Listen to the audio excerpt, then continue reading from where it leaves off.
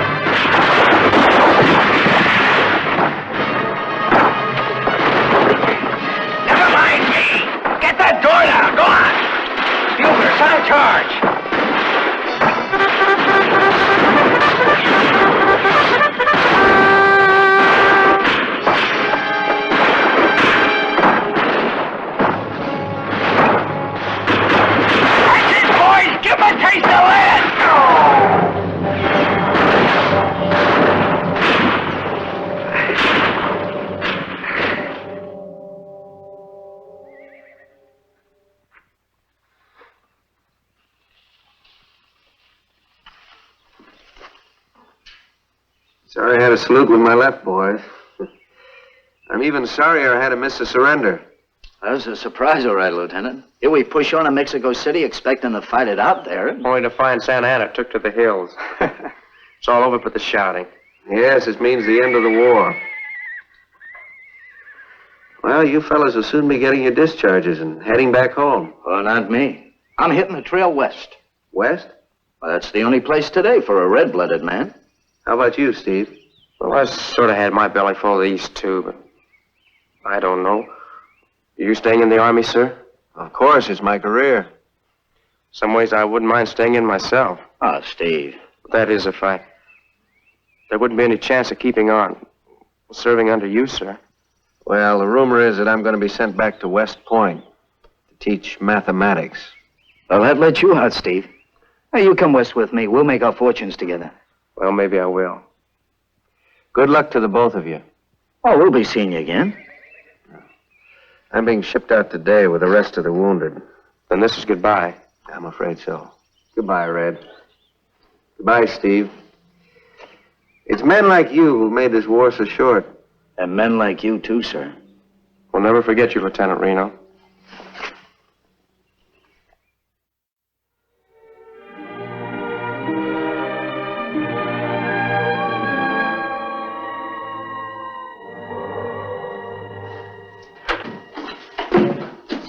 Howdy. Howdy. Seen your light. Mighty welcome night like this. Most travelers find it so. Warm up. Oh, thanks. What you call this place? Oh, ain't got no name. Just a way station on the Truckee River. Say, you fellas heading for California? Oh, we just come from there. We're going to try our luck in Nevada now. How much you charge to bed folks down? $1 a night. You got 2 customers. Want some supper? You bet.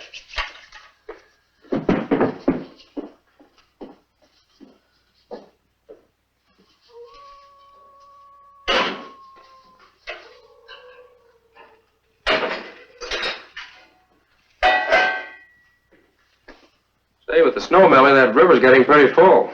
It's liable to overflow and wash this place clear away. Never has yet. How long you been here? Oh, quite a spell. Figured I could do better putting up prospectors than I could prospecting myself. You are smart. Prospecting's for fools. Oh, I don't know about that. Well, look at us. We've been traveling over mountains and deserts for the last 11 years, ever since we left Mexico.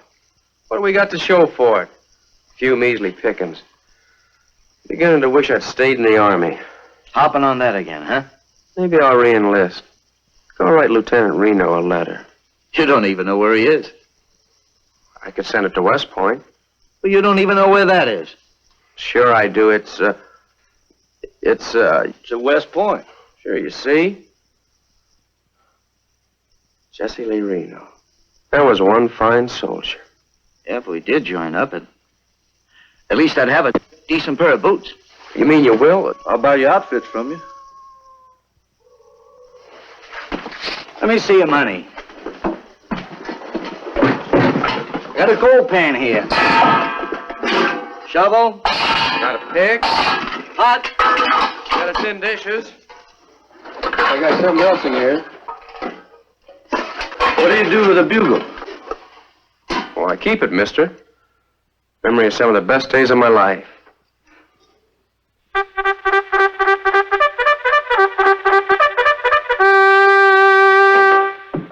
Hey, feller, you heard the news? What news? Silver. Silver? Where? Washoe Mountains. Just yonder? Them gold seekers have been throwing the stuff away, thinking it was worthless. Turned out to be silver, huh? High grade. The rush has already started. I've been thinking of giving up freight and staking out a claim for myself. Hey! Thanks for your hospitality. You leaving tonight? Well, it'll be tomorrow before we get there.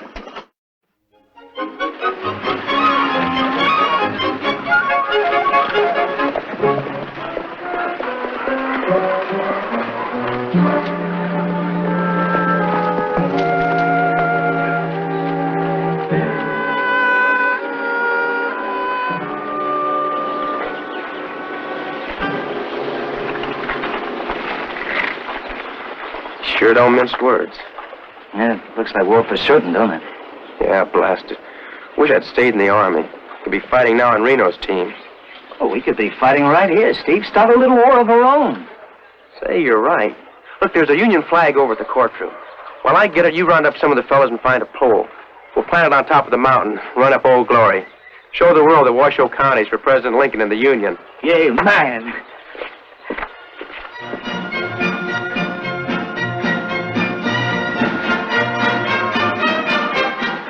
Yeah, that sure isn't like planting a flag at Chapultepec. I figured we was going to run into a little opposition anyway. You know what Lieutenant Reno used to say, surprise is 50% of winning the battle.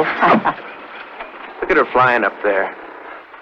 Hey, look what's flying on the roof of Johnny Newman's saloon. Confederate flag.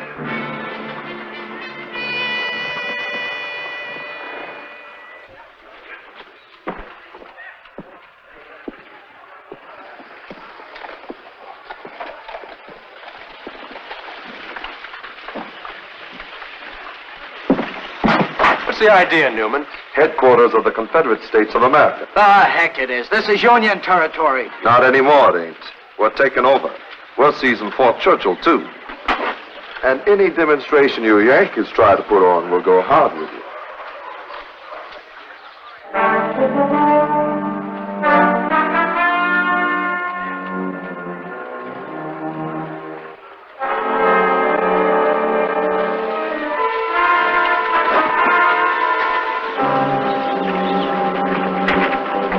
I'm going to shoot that flag down, so help me. You get yourself killed? Don't be a fool. Well, tell them how many men are in that saloon, how many others are hidden in other buildings. Well, what are we going to do? Just let that rebel flag fly? We're going into Big Mike's and have a drink. Now, look, Steve, this is Shut no up, time to come get... on.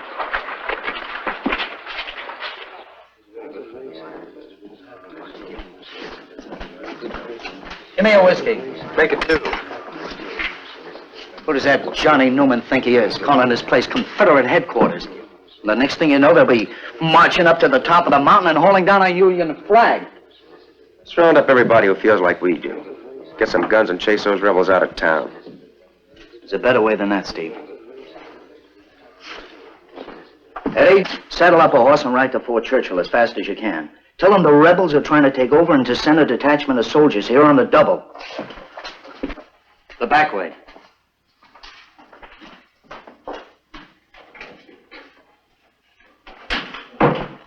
That's smart thinking, Red. Those soldiers will fetch that flag down from Johnny's saloon. Well, don't need a whole detachment to do that. Hang around that door and hold Johnny's attention as much as you can. Where are you going? To stone Chapultepec.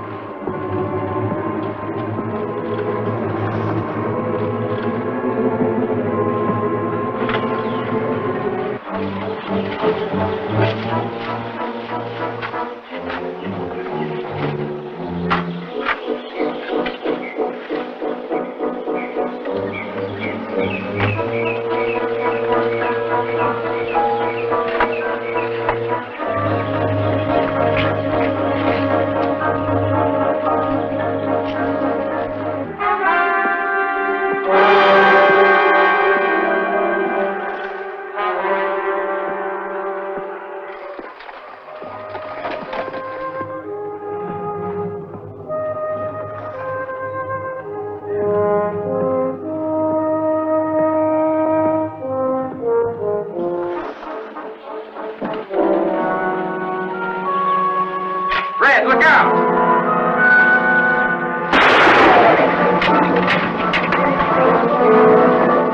On the roof and back.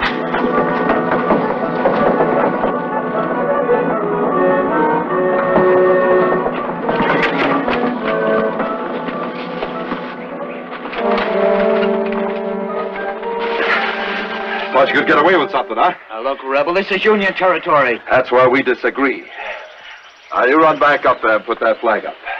Even if I did, it wouldn't stay there long. There's a detachment of soldiers from Fort Churchill on the way over here right now. How do you know? I sent for them. If you guys are smart, you'll clear out of here before they get here. Hold it! He's lying. If there's soldiers on the way, he would have waited for them instead of climbing up to get the flag by himself.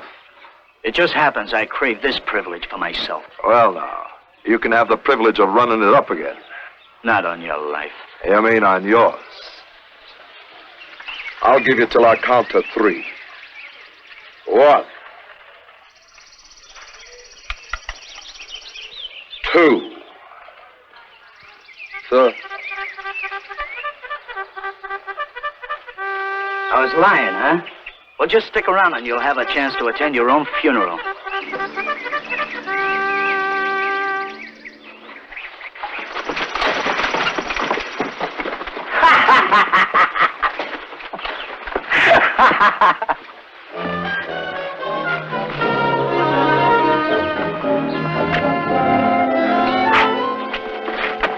Red, are you all right?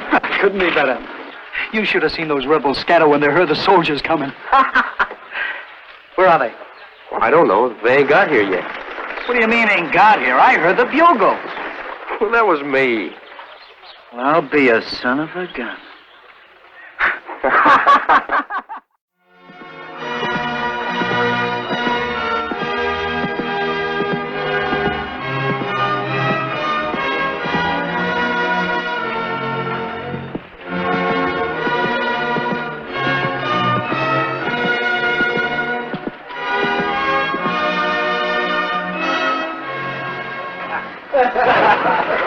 Hey, Red.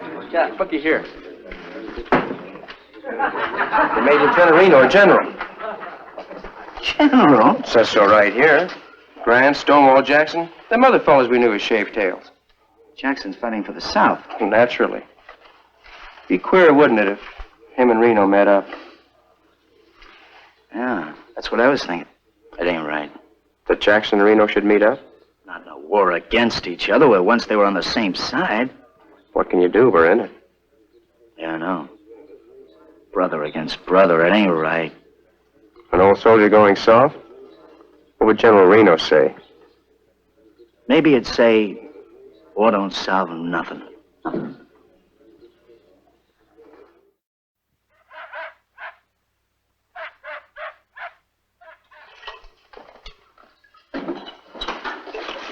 Howdy. Howdy. Howdy. Hi, Fuller. Remember us? Sure, I remember you two. You were here when the news come of the big Comstock strike, about 4 years ago. You two lit out of here like a couple of bats out of Hades. Been in Virginia City ever since? Yeah, ever since. Yeah, cleaning up, huh? Can't complain at all. Doing all right. Well, what's the latest news? It's about the same. Since the telegraph went through, I hear less news than I did with the Pony Express. At least the ponies stopped here. I see you built a bridge across the Truckee River. Yeah, collect a lot of tolls. All that freight going up to the Comstock these days. Next thing I aim to do is put an addition on this room. Make a real trading post out of it. Good location for it. None better. Last stop on the overland route before crossing the Sierras. Howdy. Well, howdy, Captain. My horse has a loose shoe. I wondered if... Some nails right there in that box. Some shoes, too. Just help yourself. Thank you. I should have had the blacksmith at the fort checked before I left. You from Fort Churchill? Yes. What's the latest reports from the east? The Yanks are still trying to take Richmond. Reno's death was an awful blow. What?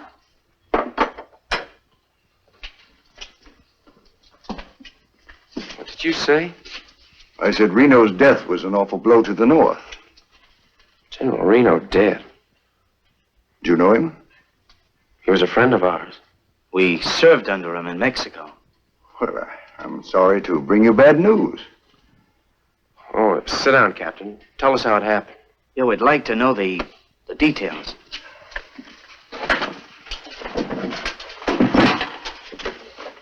Well, the whole story of General Reno's death rightly started 3 days earlier, on September the 11th, 1862, when Reno pushed Stonewall Jackson and his Confederates out of Frederick, Maryland. Jackson. So they did meet. You knew Jackson, too? Well, they were both in Mexico on the same side when we served under Reno. But go on. General Reno was welcomed by a delegation of citizens of Frederick, including the mayor. We thought at first you were General Jackson returning When did he leave? yesterday, and glad we were to see him and his troops go. Well, I was one citizen expecting Union troops. Oh, that's been flying all along, All the while the Confederates were here? every minute. The rest of us, when we heard that General Jackson was going to occupy the town, we hid inside, but not the widow Fritchie. That old lady went straight upstairs and hung out the Union flag for everybody to see.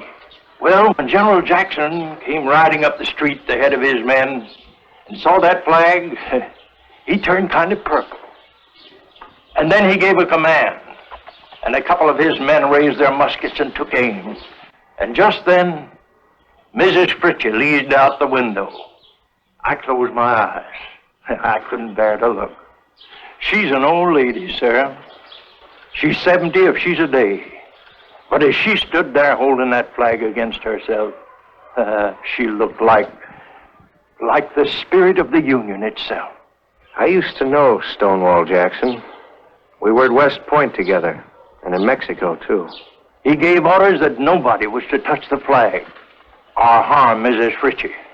Yes, he may be a rebel, but he's also a gentleman. I should like very much to meet the widow Fritchie. Well, all you have to do is knock. She's at home. Thank you, sir.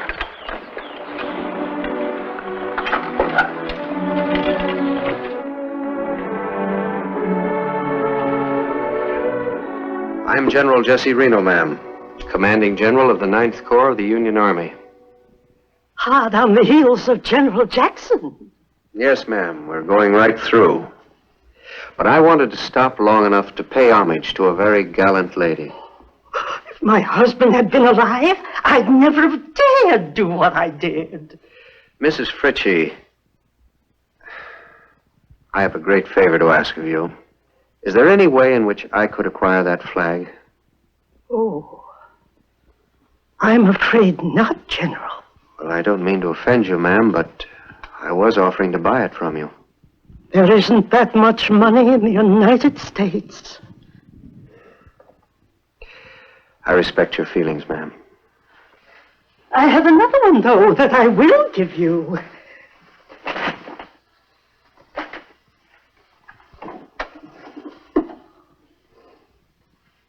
One that I made myself. I should be very proud to have you accept it, General. Thank you, ma'am. I shall place it in my saddlebags and carry it with me as long as I live. Barbara Fritchie, I salute you. You're a very brave woman and a patriot. May this flag of yours wave above us both on a happier day. God grant that it may, General Reno. God grant that it may.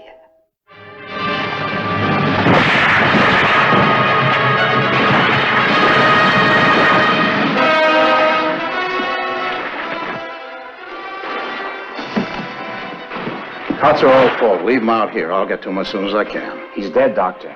Dead? What'd you bring him here for? You know what to do. It's General Reno. Reno?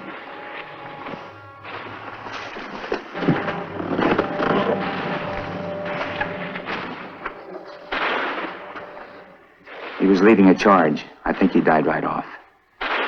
Here lies a great soldier, man. Please, sir.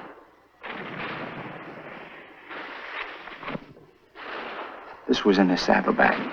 He was showing it to some of us last night. A woman gave it to him in Frederick. He was very proud of it. I brought it because I thought...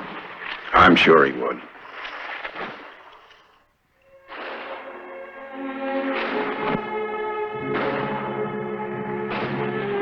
Flag he loved and died for. General Reno was killed in the Battle of South Mountain, 10 miles west of Frederick, on the 14th day of September. They gave him a military funeral, and then sent his casket home to his widow in Boston, draped in the flag that Barbara Fritchie had given him. He was a great soldier. One of the country's best defenders, the citation read. Jesse Reno dead. Still can't believe it. I wish there was something we could do. We gotta get up some kind of a memorial for him. Name a place after him, or like that. Well, there's this place. It ain't much. Hardly worth naming, let alone after a hero. But if you want to It's been a haven for travelers, ain't it? Ever since Gold Rush days, right? That it has. And Fuller's planning to add to it. And there's the toll bridge. Who knows, one day it might be an honest-to-goodness town. Well, let's take a vote. Captain? To General Reno. Fuller. It's all right by me. Well, that makes it unanimous. From this day on, this place is named Reno.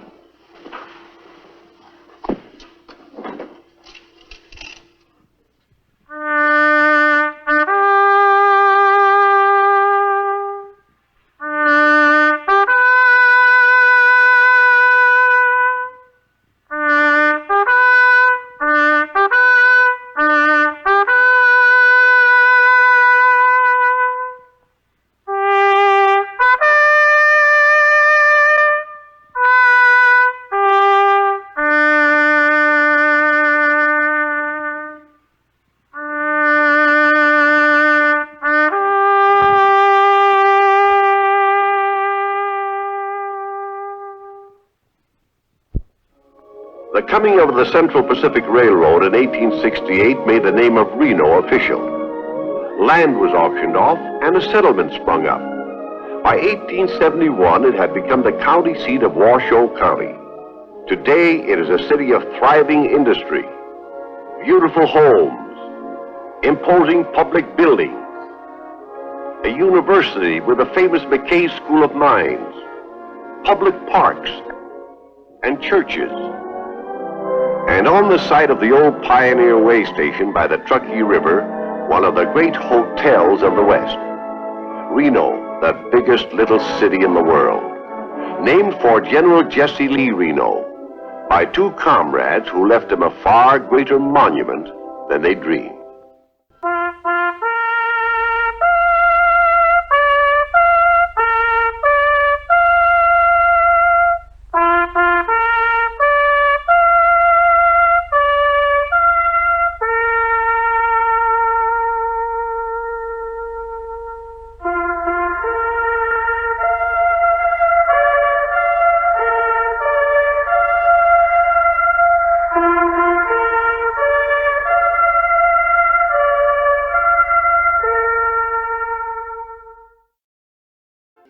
Tonight, I'm going to take you inside the walled garden of one of the famous old haciendas of New Mexico. And there let you hear from the lips of a distinguished lady who is far more qualified to tell it than I. The story of the Valencia cake.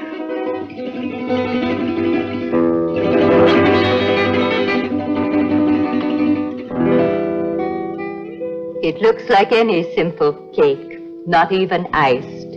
Yet I suppose this is the most priceless cake in history. Worth $500,000 at least. American dollars. At the time this story begins, however, none of us had ever seen an American dollar. It is the year 1818, a night in spring. Here in this very place, a great baile is being held to welcome home Don Antonio Fernandez and his bride, Isabella de Castillo. You may find it difficult to recognize me, the old lady of today, as that bride.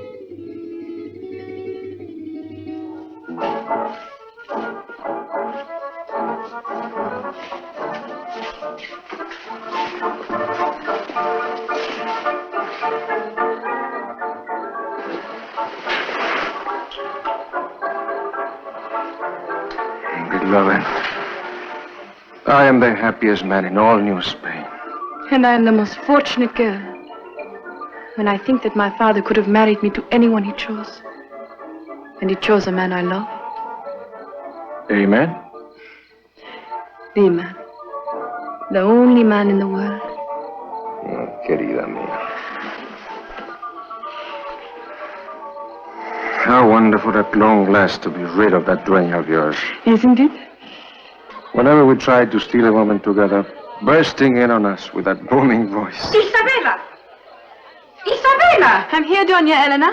With her husband. The air was close inside. The governor arriving and neither one of you on hand. Don Facundo. Your Excellency. My compliments, Doña Isabella. 1,000 pardons for not being present to welcome you. It is I who should apologize for arriving so late. But perhaps when you see what I have brought for you, I will be forgiven. A wedding present. From His Majesty Ferdinand VII. The king. It was delivered today in Santa Fe by fast courier from Mexico City. My request has been granted? Even greater than we have hoped. As governor of the Royal Province of New Mexico, it gives me a great happiness to present this to you. What is it, Antonio? An appointment? A title. A grant of land. One of the greatest grants ever bestowed by the crown upon a single individual. 1,000,000 acres in reward for his services as a soldier and a statesman, and in recognition of his distinguished family name. This land, Antonio. Lies all around us. That was the reason for building the house where I did. And you never told me? Well, the royal seal is on it now, so guard that paper well, Don Antonio. Never fear. There is no need to keep the news a secret. No, none whatever. Your Excellency. Were there any other grants among the dispatches, Your Excellency? No, this was the only one. My request went to Spain nearly a year ago. Well, in due course, perhaps. With acres being given away by the millions, I wonder.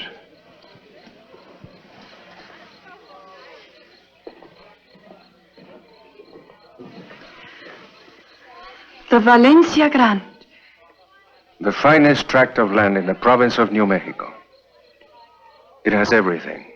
Wooded hills, fine springs, rich valleys for pasturage. It sounds like a kingdom. A kingdom for us, and our children, and our children's children. And you, beloved, shall be its first queen.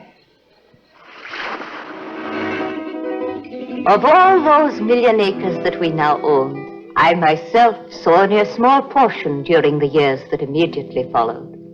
For I had my own responsibilities as mistress of the household and as mother of a young son. And when one day in the autumn of 1821, my husband took me with him on a ride of inspection. I can't believe my eyes. The improvements you have made. This is only the beginning. I have plans for vineyards and orchards, an irrigation system.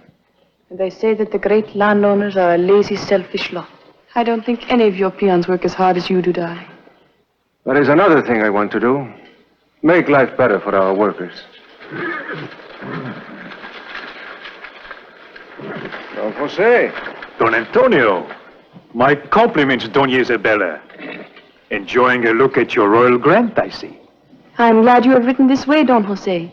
We are giving a small dinner party this Saturday evening, and I hope you will honor us with your presence.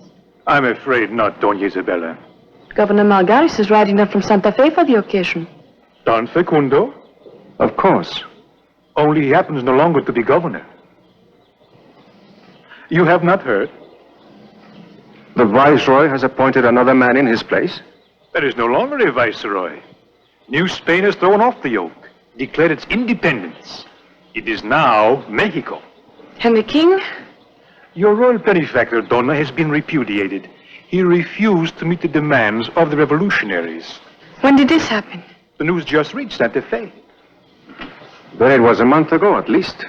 But already I understand the new government is turning things inside out, making appointments, restoring titles, redistributing land. My sincere regrets, Doña Isabella, about the dinner. But I shall be well on my way to Mexico City by Saturday night, God willing. Adios. What will this mean, Antonio? A better government, let's hope.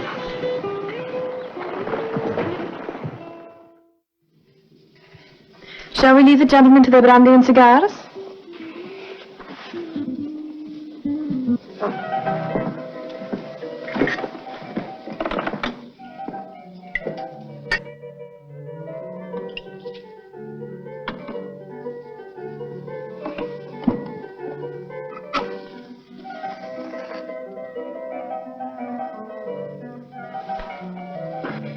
Our host has been very silent this evening. I have been listening and thinking. Don't be too long about it, amigo. There's no time to be lost. The warning I just gave, it applies to you more than anyone else, as owner of the greatest land grant in New Mexico. You have the paper with the king's seal on it, where you can lay your hand on it? Of course. In my strong box with my other papers. Then take it to Mexico City at once, and have it ratified before somebody seizes your land and parcels it out. Don't they realize that it is men like myself who are developing this country? Point it out to them, and the chances are you might persuade them, and they will confirm the grant. A few matters to attend to here. Wait for nothing. It will be a month before you reach the capital at best. And in that time, anything can happen. I leave tomorrow. Excellent.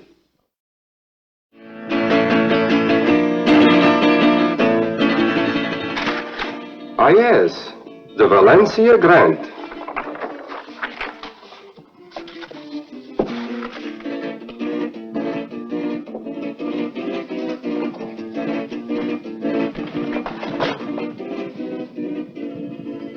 A remarkable instrument, a pen, is it not? A few strokes with it can mean life to a man, or death, riches, or ruin. That is true. It sounds like a pleasant life, overlord of 1,000,000 acres, with slaves to do one's bidding. I envy you, senor. My peons are not slaves, senor. No?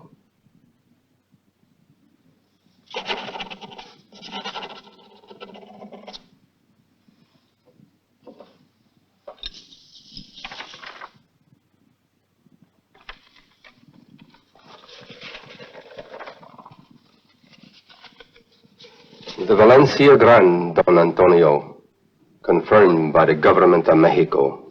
Thank you, Senor Chavez. And so our great domain continued under the flag of Mexico. The land flourished, our son grew to manhood. Then came war, brief but bitter. The Treaty of Guadalupe Hidalgo. And in 1848, a new flag flew over the hacienda. The flag for which our son had chosen to fight. There was another choice he had also made, without belly. Oh, Tony. Tony, let me look at you. If you knew how I prayed you would come back safely. And here I am. So now, darling, you have only to pray that my father will give us his blessing. You have not told him yet? I'm just on my way home. But I had to stop here first and make sure you still love me. Oh, more than ever, querido. 1,000 times more. It is good to have you home, Antonio. Antonio, it sounds so formal. I'm used to being called Tony now. Are your army friends? And others. And you prefer it? Sure. And more American. It makes for less confusion in the family where we both have the same name. And better than being known as young Antonio and old Antonio. I didn't mean that, sir. It is quite true. I am beginning to feel the years a bit. And proud to have a son on whom I can shift some of the responsibility. I'll be glad to take over as much as you want. I have all kinds of ideas. I am sure. More modern methods of agriculture, stock breeding. That is, with your approval, sir. Why not? I was no older than you when I received the Valencia grant. I had just brought your mother home here as my bride. Speaking of marriage, sir. I was just on the point of it. So was I. It is time you were marrying my son. I agree with you. Good. For I have a wife all picked out for you. No. Yes. In fact, I have sent for her to come here today. Father, I'm sorry, but... She's suitable in every way. Young, of a good family, convent bred. With a large dowry, I suppose. That is generally taken into consideration. Well, I think it's barbaric. This whole business of arranging a marriage. I'm going to marry whom I please. You have a duty, Antonio. But I've already found the girl I want to marry. An American? We're all Americans now. Perhaps I'm an old-fashioned... You married the girl you loved. This girl, you will soon grow to love. Don Antonio's in the garden, Senorita Charlita. There she is now. Charlita? Yes. It is she that you... Arranged for. But of course. Father. Charlita!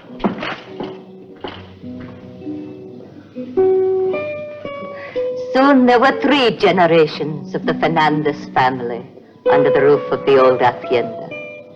The years flowed along so happily and prosperously that I never thought about growing old. But Antonio realized the time for him was running out and made his preparations. On the day of my funeral, see to it that 50 measures of corn and 12 head of cattle are distributed to all the poor upon my land. You sent for us, Father? Yes. I have been dictating my will to Father Olivares here, disposing of all my possessions, including my soul, which I commended to God. Oh. But there remains one matter, and for this, I wish you both present. Yes, Father. Yes, Grandfather. Bring me my strong box, Tony. The one with the mortgages in it. What are mortgages? Just pieces of paper.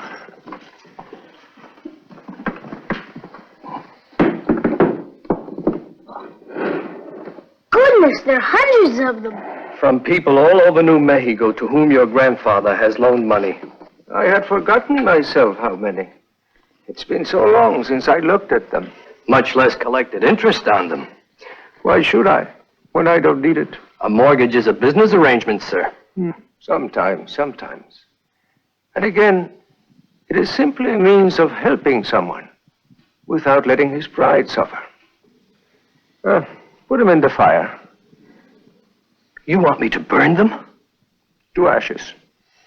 These papers represent only a tiny fraction of my property. But to the men against whom they are drawn, they represent possibly the difference between human comfort and actual want. Wealth is a great privilege and an obligation. Remember that, both of you.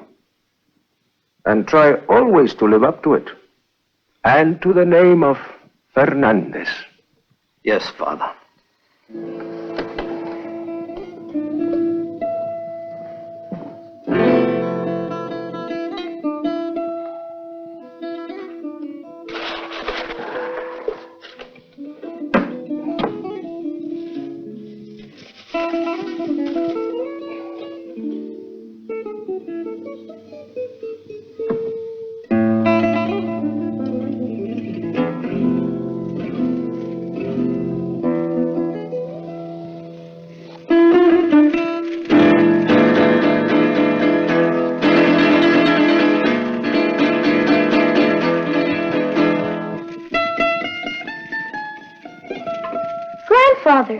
not even watching them burn.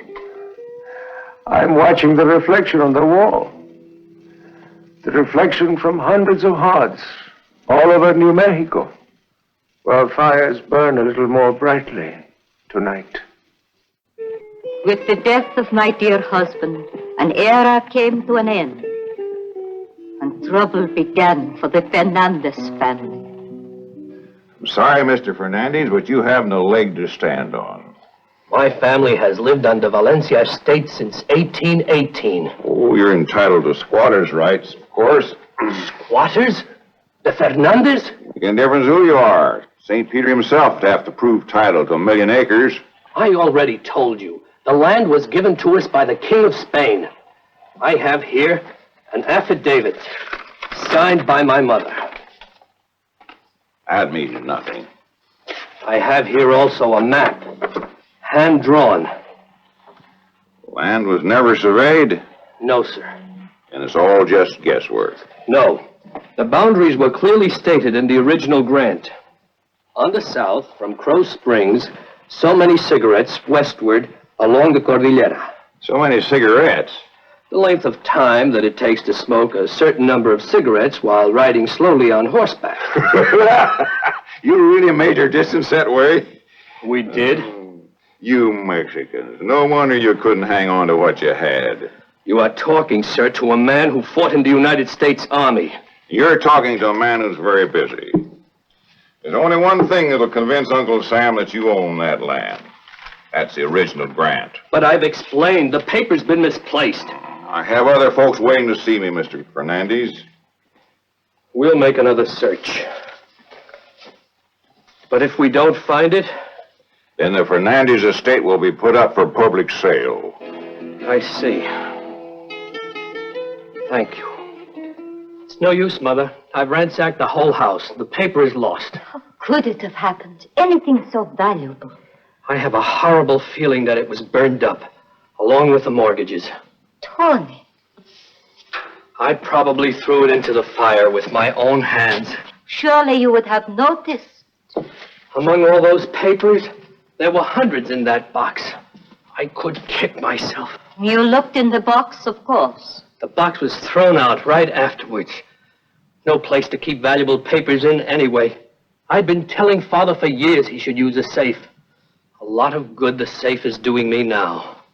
What is done, Tony. It's for you, Mother, that I feel the worst. The rest of us, we can adjust. Find a new way of life. If only Governor Melgares was still living.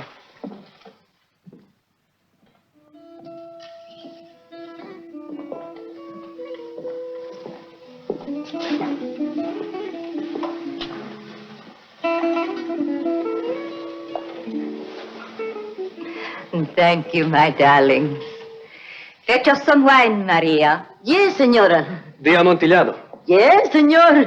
And some cake. Some nice fresh cake. What makes you think that every day old Maria can find time to bake cake? Because I smelled it as I came in. And hurry up with it. I'm starving. Young beggar. You have been riding. Yes, Grandmother. And what do you think happened, Father? A man came up to me and said I was trespassing on his property. His. Perhaps you were. He ordered me off with a shotgun. It wasn't his property. I was only over at the Arroyo. Antonio, you are the youngest person present, and you are doing all the talking. I'm sorry. Excuse me, Grandmother. Thank you, Maria. Just what will the land office allow us to hold as squatters? The house, a few acres surrounding it. Where once we had 1,000,000. Tempora mutantur. What does that mean? Times change, and we must change with them. It's not fair, Mother. I will not pretend to be happy about it. I love the old order. But I suppose no man really needs 1,000,000 acres. You're not turning Democratic, are you, Grandmother? Your grandfather felt the same. Look how much he gave away during his lifetime. That proves this land belonged to him. You cannot give away what is not yours. I've told all that to the land officials, But they always come back with the same thing, the grant. The original grant is the only proof. You will be served, lass, John boy. No cake for me. I must watch my figure. Nor for me. I'll take their share. Young pig.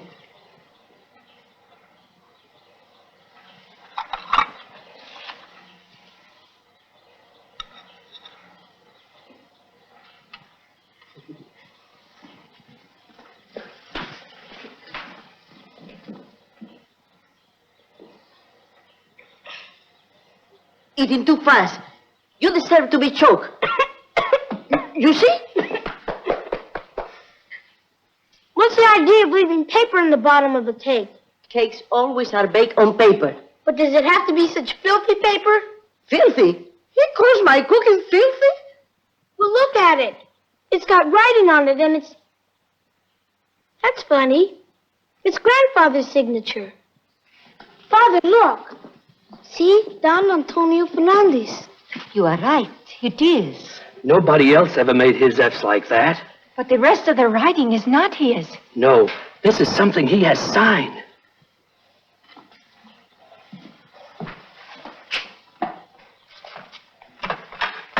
My cake, my wonderful cake. Devil take your cake. This is the thanks that poor old Maria gets for hours of baking. Maria, where did you find this paper? I didn't steal it, senor. It was in an old box that you threw out, that I saved. The paper we have been searching for all this time. Tony, you mean... The Valencia grant. The paper is badly spotted and the ink is faded, but you can still read the writing. But it is only part of it. Maria! The rest is in the kitchen. Thank heaven you didn't destroy it. Would I then be so shiftless as to destroy good paper?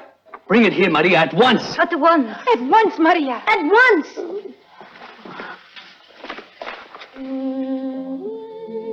Antonio, beloved. Yes, Grandmother?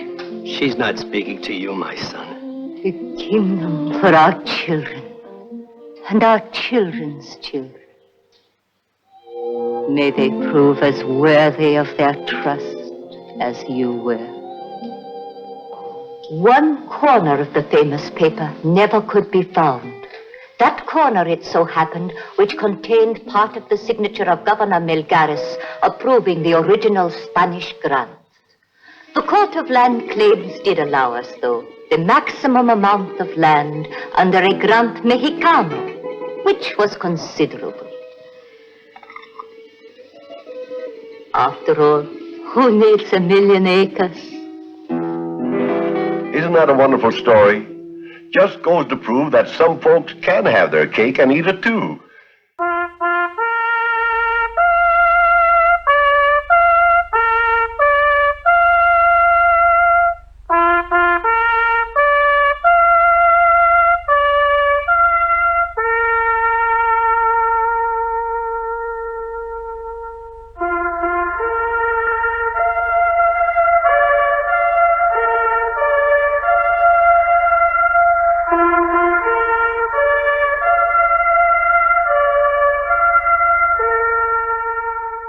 The story you're about to hear is one of the most amazing ever to come out of the West.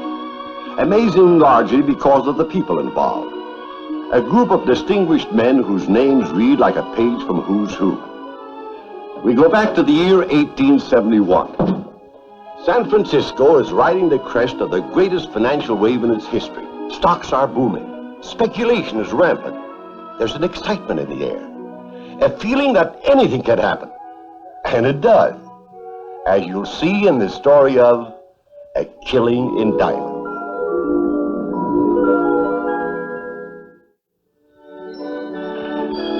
It starts on an afternoon in September when two weather-beaten prospectors come ambling along Market Street.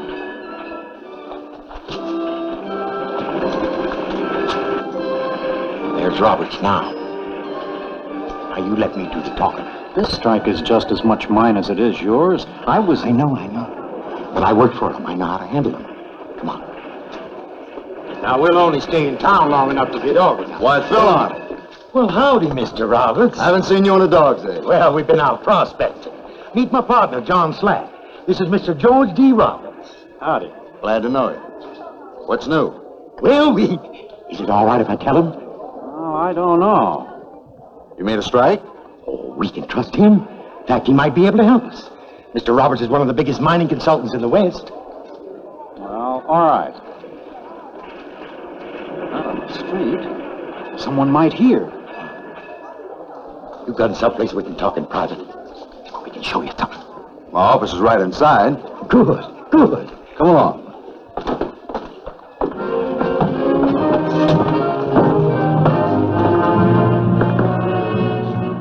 A sack full of diamonds. Where on earth did you find them? That's our business, Mr. Roberts. We stumbled on the field by accident, out there in the wilds.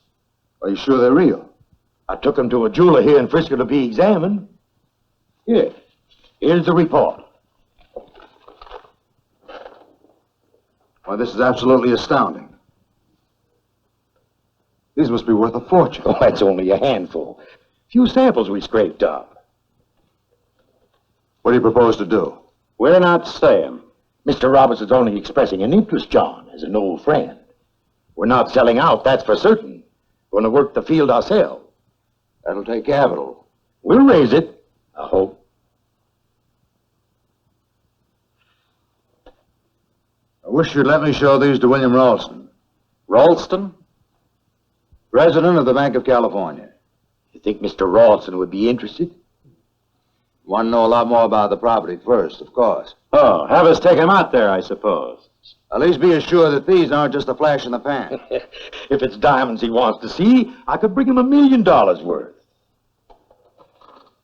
Will you? Hey, now, wait a minute. Not so fast. Mr. Roberts wasn't suggesting anything unreasonable, John. It'll take a while, of course, to make the trip. How long? Oh, a couple of months, maybe. When'd you get started as soon as you can? Meanwhile, I'll have a talk with Ralston. I don't like the idea of this news getting around. William Ralston is as closed-mouthed as they come. Your secret will be safe. You will need working capital. Well, all right. Diamonds. In this country. That's unheard of. So was gold before 48. Or silver till the Comstock strike.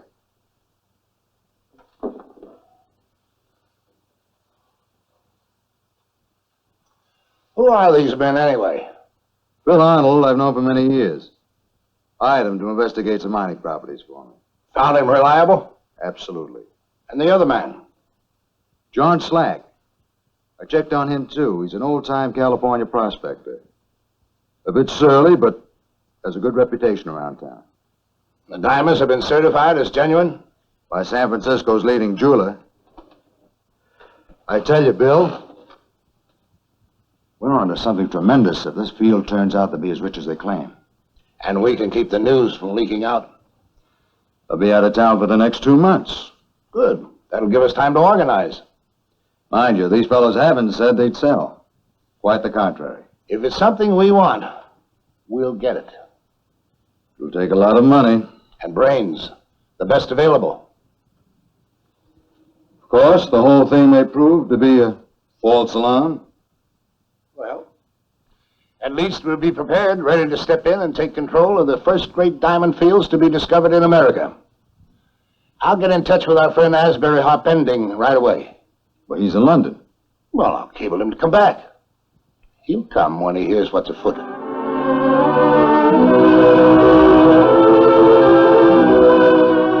When I received this cable, I thought my friends in San Francisco had gone mad. Diamonds in the desert. Diamonds by the sackful. It sounded like the Arabian Nights. Then I reminded myself that William Ralston was one of the soundest, shrewdest financiers on the West Coast. That George Roberts was a top mining consultant.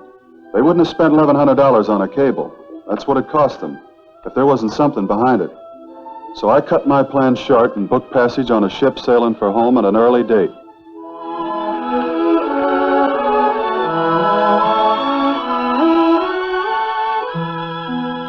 You think we got $1 million worth here? Well, it's hard to judge. Enough anyhow to convince their lordships we're telling the truth. Sure. You know what I'd do just to be on the safe side? Pack them in 2 separate sacks. And if anything happened to one, we'd still have the other. What are you afraid of? Injuns? Well, you never can tell. I'd hate to turn up empty-handed after Ralston and Roberts had waited so long for us. I've still got my fingers crossed about that Ralston. We're in luck to have such a contact. Big banker, with all the money in the world behind him. And the old eagle eye out. Oh, sure. Oh, come on, let's pack up and get going.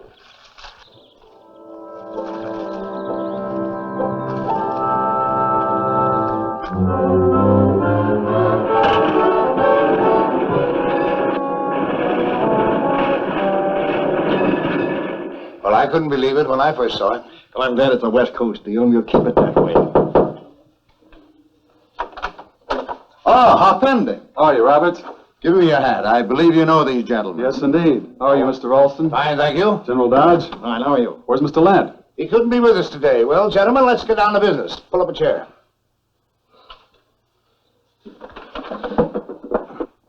You couldn't have timed your arrival more opportunely, Hop Ending. This telegram has just been received from our prospector friends. It's sent from Reno. Reno? Well, then the diamond field isn't in Arizona as we'd imagined. Apparently not. Arriving on Overland Thursday evening. Please have responsible person meet train to take over baggage. Baggage? A mere $1 million worth of diamonds? Sign Arnold Slack. That isn't John Slack. Do you know him? He used to work for me. Examined that mining property I own down in New Mexico. He's a good man. Well, I'm glad to hear that. Perhaps then you'd like to meet the train. What about you other gentlemen? No, I think only one of us should go. We don't want to run the risk of attracting too much attention. Very well. Take the diamond straight to your home.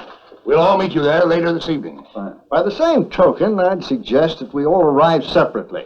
There's no telling who may have got wind of this. You're right. I'll inform the servants. You all can wait for me in the library. And just hope that train isn't late.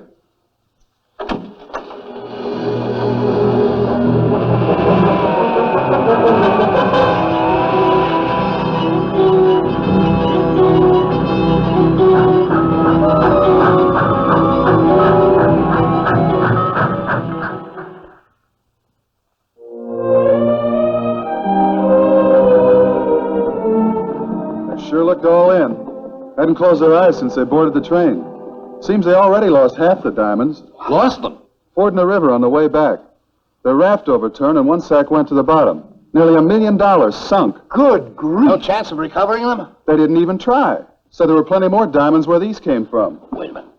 Are the curtains drawn? Yes, and the door's locked. All right, go ahead.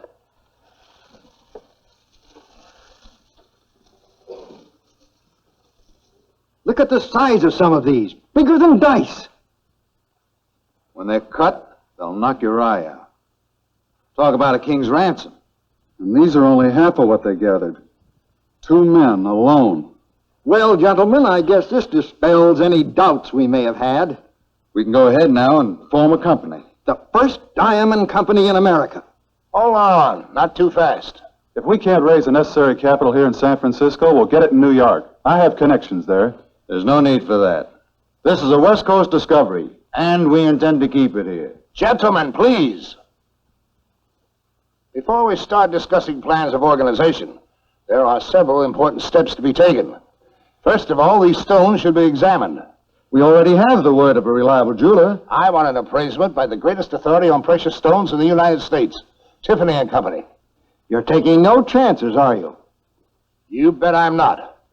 We're dealing, my friends, with something that can make the gold rush look pale. And if Tiffany's report is favorable? We'll send a mining engineer, the most expert in the country, out to examine the fields. That's a good idea. I think you're right. You're forgetting one thing. What's that? Arnold and Slack. Yes, I'd forgotten about them. This is their discovery. They're the only people in the world who know where the diamond fields are located. And they haven't yet indicated they'd be willing to sell, even a part interest. They'll sell. Why else would they have gone all the way out there, wherever they went, to bring us back $1 million worth of diamonds, more or less? We'll have a meeting with them the first thing in the morning. Pardon me, Bill, but I think you'd better stay out of this. Arnold and Slack are kind of suspicious of you. Suspicious? Well, they're afraid that you'll try to cut them out. You leave the negotiating to Hop Ending and me. We know them. They trust us. That's a fact, Bill. Well, all right.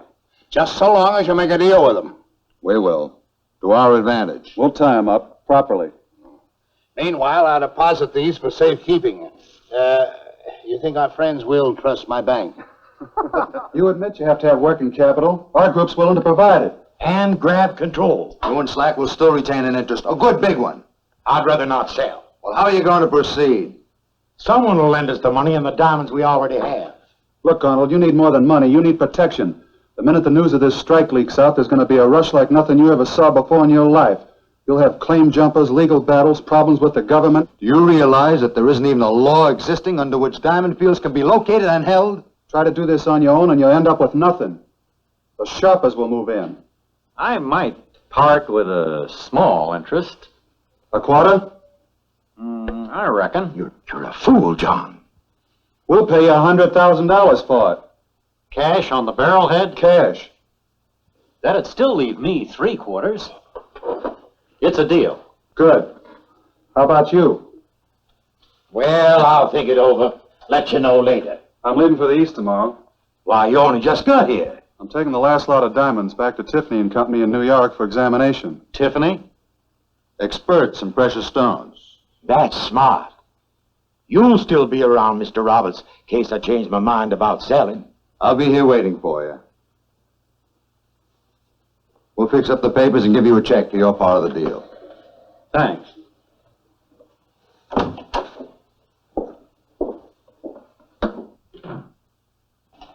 Well, we made a little headway.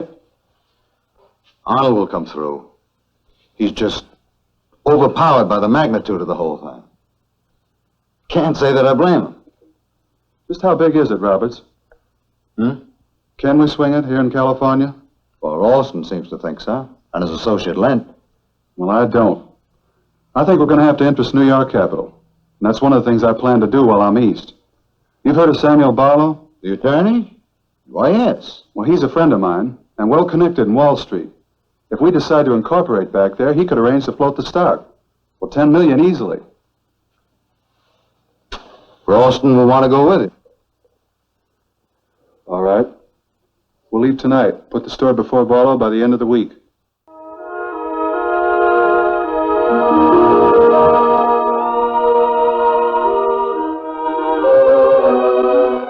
The proposition that Harpending and Ralston presented to me sounded like the biggest strike in history.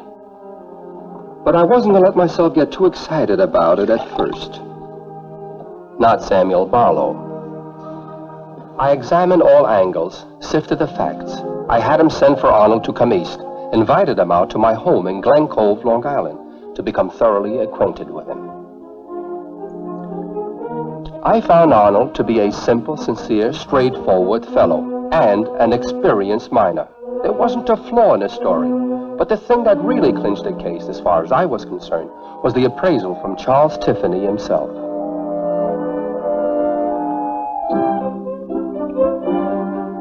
Our lapidary has examined these stones and finds them to be genuine diamonds. All that remains now is to find out how extensive the fields are. How about it, Arnold? You and Slack willing to guide an expedition there? We're placing ourselves at your mercy. You don't think we jump your claims? Well, I ought to have some sort of guarantee in the form of money. Well, how much? $100,000? $100,000? Oh, you don't have to pay it over now. You can hold it for me till you get a report on the fields. Well, that's fair enough. Thank you. We'll want the best mining opinion in the country. Then there's just one man to send, Henry Jannon. He's expensive, but he's infallible. Jannon has experted some 600 mining properties, to my knowledge, and never once made a mistake. If he has any fault, it's that he's ultra-conservative. That's the kind of man you need. We can't afford to take chances with so many millions at stake. I'll get in touch with Henry Jannon tonight.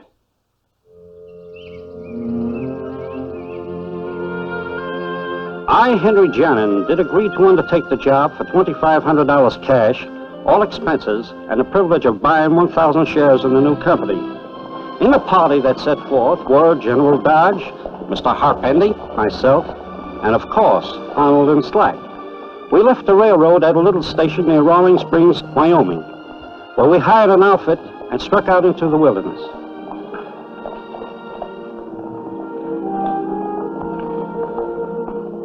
I've traveled over some pretty rough country, but this was about the roughest. After 4 days, we finally reached the diamond fields and started in prospecting. We were rewarded at once. There were diamonds all through the area.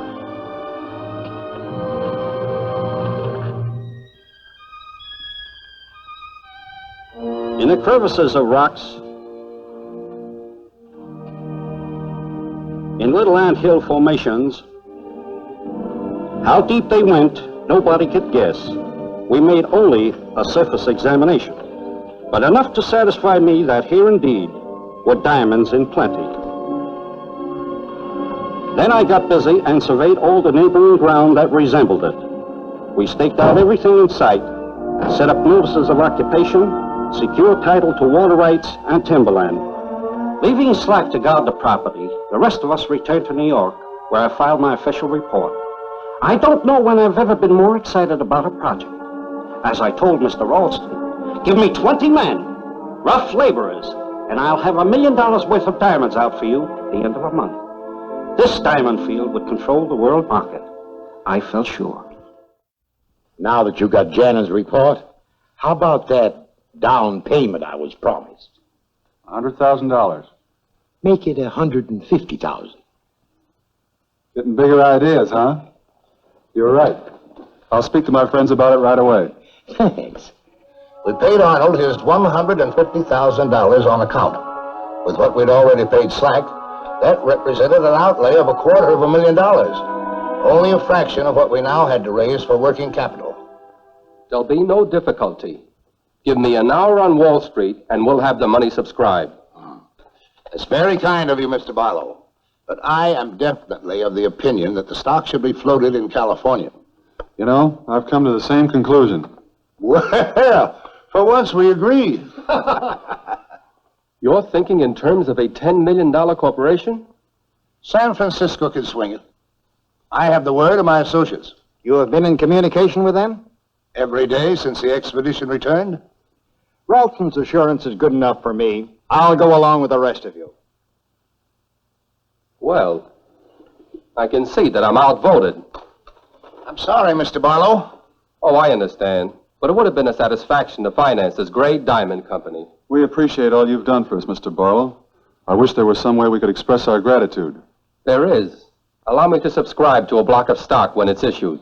Well, if we have our way, you'll be elected a director of the company.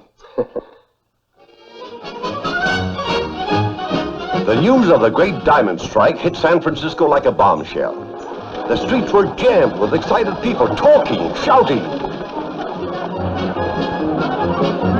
Trying to get a peek at the display of diamonds in the window of a prominent jewelry store.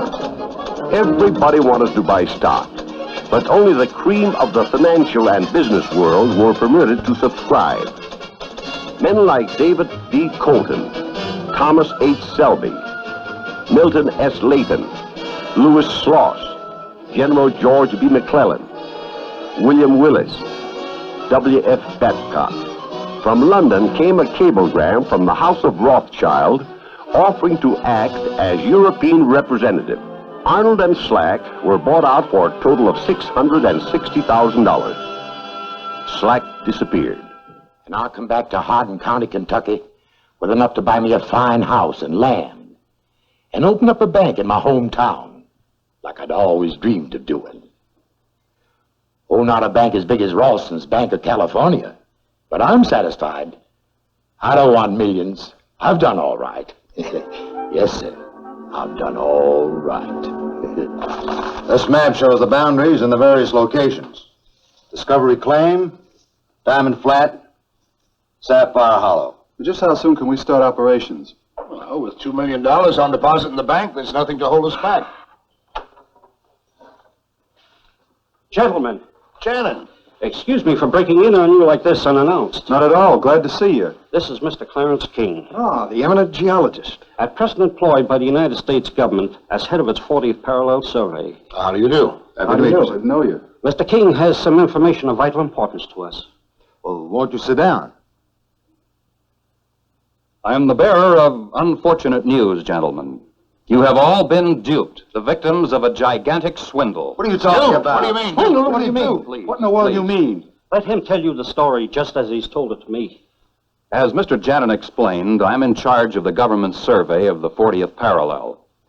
Hearing about this great diamond discovery and realizing that it lay within the province of our work, I decided to visit the fields in order to include an account of them in my official report. Well, it was everything I had been led to expect. Diamonds everywhere. In the surface of rocks, in little ant hills. I'll confess that we helped ourselves to quite a few. I'll confess, too, that if we had left after the first day, I would have been completely fooled as anybody, even Mr. Jannon here. But on the second day, one of our party saw something sparkle in a crevice and picked it out. It was a cut diamond, clearly bearing the marks of a lapidary's tools. I realized then that these diamond fields were a gigantic fraud, salted by somebody with diabolical cleverness. But Tiffany's appraisement. Oh, the diamonds were genuine, only nature hadn't put them there. I still can't believe it till I see it with my own eyes. We'll go back together and I'll show you. There's no doubt in your mind, Mr. King? None whatsoever. You've been taken by two of the slickest operators in the business. Your friend, Arnold, and your friend, Slack. I'd have staked my life on their honesty. As president of the company, I shall stop the sale of stock immediately. This is the cruelest blow I've ever been dealt in my life. To be made the laughing stock of the whole world. We'll never live it down. But there's one thing you can be sure of. No one will lose a penny if I have to pay it back out of my own pocket. And that's a promise. And Ralston kept that promise. When the last debt was settled, he had the canceled checks framed and hung on the wall of his office as a daily reminder of man's gullibility and guile. What about Arnold and Slack? Slack vanished from the face of the earth. Arnold was tracked down in Kentucky by Mr. Lent and sued. He denied everything, of course. But he paid back $150,000 with the stipulation that no further legal action be taken against him. A year later, he was shot to death. Gradually, the background story was pieced together. Arnold, using the money which he and Slack had made in a lucky mining deal, had gone to England and purchased the stones in bulk from a London merchant. Low-grade stones, which cost him $35,000. Together, he and Slack had salted the field. The fact that nobody in the United States was familiar with diamond mines was a great factor in their favor. Well, the rest you've heard. And that's the story of America's great diamond hoax.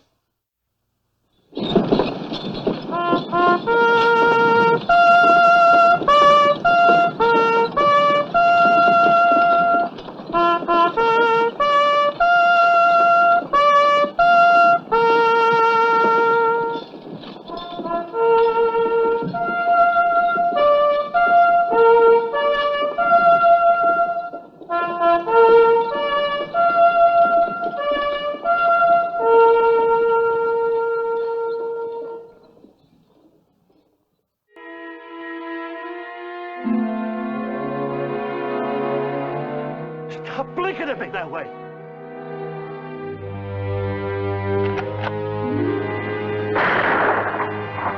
I ain't appeared. Stop blinking that. Stop your filthy blinking. Stop it. Stop it. Stop.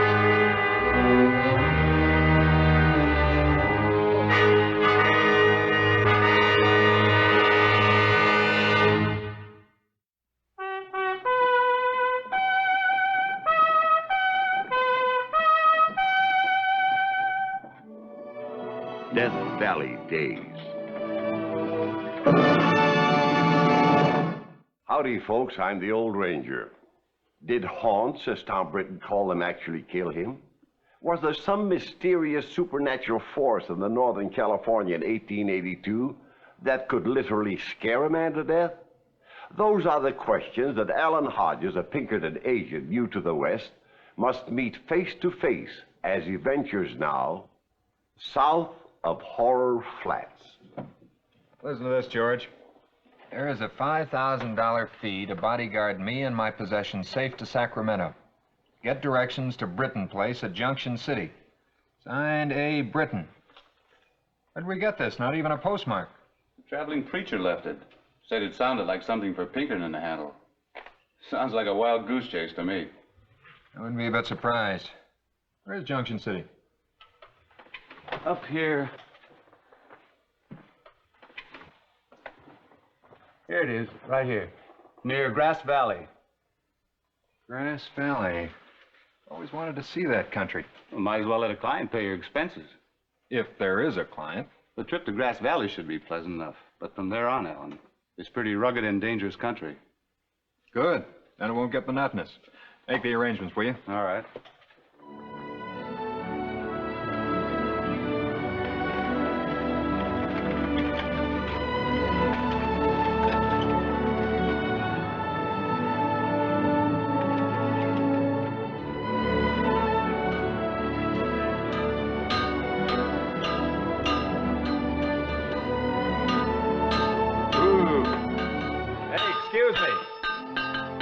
Excuse me. Yeah, can I help you, stranger? Need some directions. To the Britton Place. It's just south of Horror Flats. I'd like to leave my rig and get a saddle horse. Look, mister, you ain't gonna ride no horse of mine through that country. Not through Horror Flats. Don't understand. You understand English, don't you?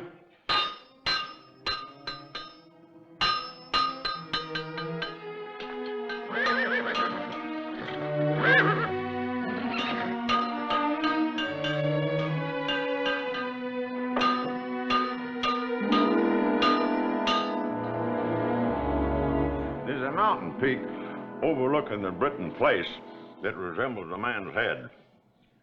All the natives around there calls it Dead-Eye Peak on account of at night there's a light flickering in one of the eyes. A light flickering?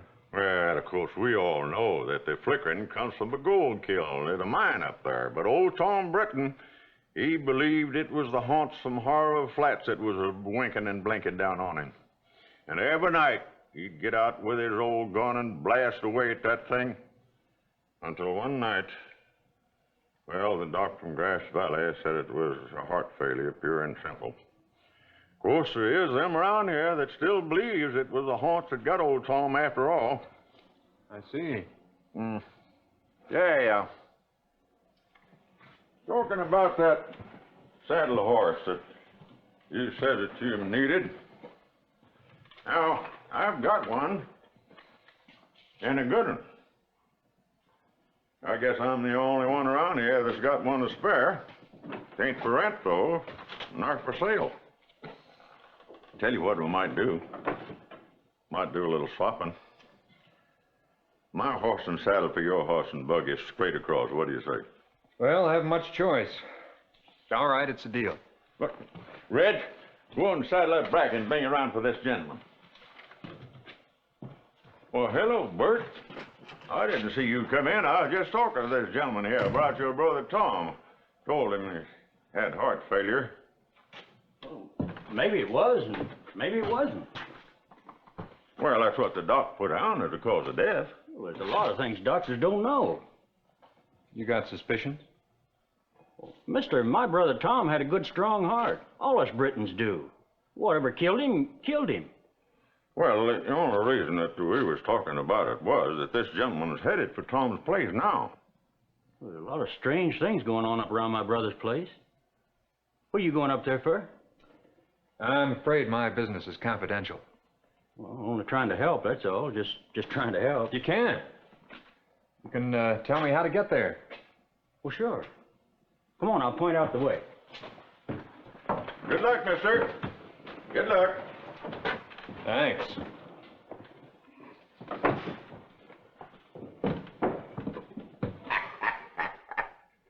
Chuck, go out there and get my new horse and buggy and bring him out here and put him in the barn.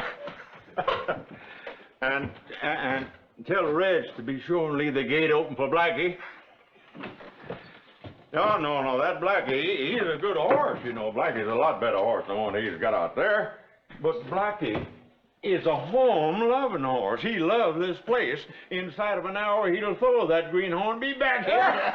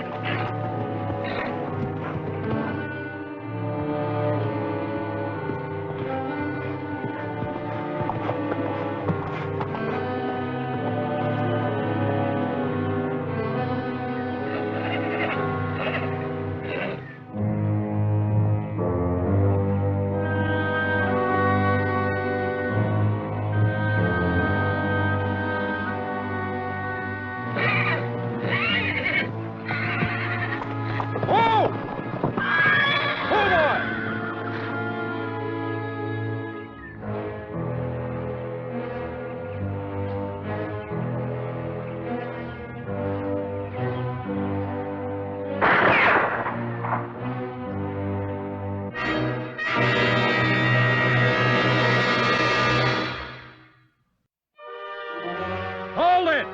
It's Pinkerton! Can you hear? It's Pinkerton! Come on in, but move slow, here.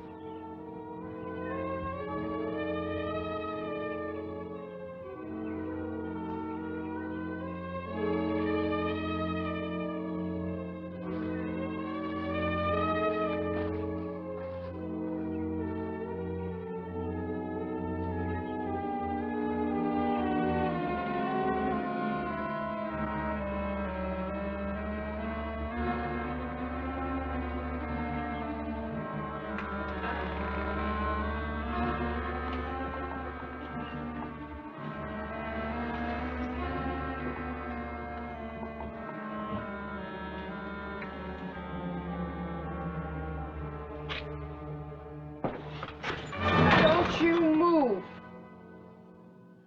Are you a man or a haunt? I'm a man. What's left of one? Look, my name is Hodges. I'm from the Pinkerton Detective Agency. I'm looking for a Mr. A. Britton. I'm A. Britton, but I ain't no mister. The A is for Abigail. Where'd you hear of me? A traveling parson. Easy? I was just going to show you a note. Well, all right. But move slow.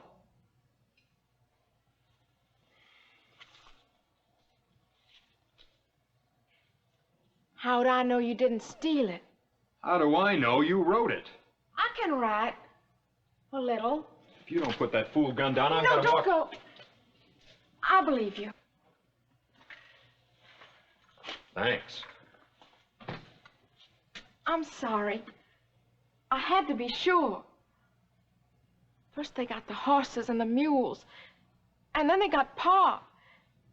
And I know I'm next. Now, who are they? Why, the haunts, of course. Look, I don't know anything about your horses or your mules, but your father was scared to death by his own imagination. You call an eye in the mountain just imagination? That's what it was. And what about all those other haunts? What about him? Lots of things. Noises. Voices. Haunts, all of them. Everybody knows Horror Flats is like that. That's why I gotta get out of here safe. Live where there's people. That shouldn't be any problem. You'll see when you try and get me and my possessions out of here. Speaking of possessions, my horse bolted. We'll only be able to take what you and I can carry ourselves. How much stuff have you got? What? Oh. All my personal belongings is in this bag. There's a Bible and a blue dress I haven't wore yet except to try on, and a wish book. Wish book? It has pictures of things you wish you could order by mail. You mean you need a bodyguard to take care of this? Well, there's me, too. One other bundle. Similar priceless possessions. Oh, yes. Give me a hand.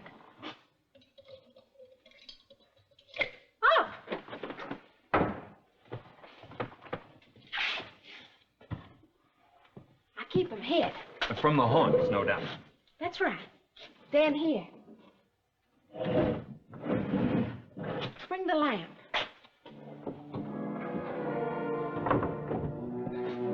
Come on. It's a natural cave in the side of the mountain.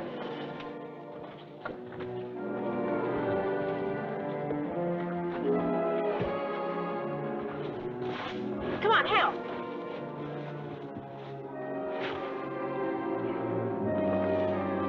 There. What do you have in here? Gold. Gold. And more where this came from, I suppose. Sure, but we'll be lucky if we even get this past the haunts. Nuggets? I don't know what your haunts would do with this much gold, but I do know what a lot of men would do with it. Or for it. You want some more coffee, Mr. Hodges? No, thanks, Miss Britton. I'm full up. Suit yourself. You can sleep over here. This was Pa's bunk. I sleep up there. Well, maybe I'd better spread a blanket out in the lean-to. You're a bodyguard, ain't you? Yes? Then you ought to guard my body, hadn't you? Well, I just thought you might be more comfortable in the cabin by yourself. Oh, snoring don't bother me. Pa used to snore something terrible. I see. No, don't go out there. The haunts will get you.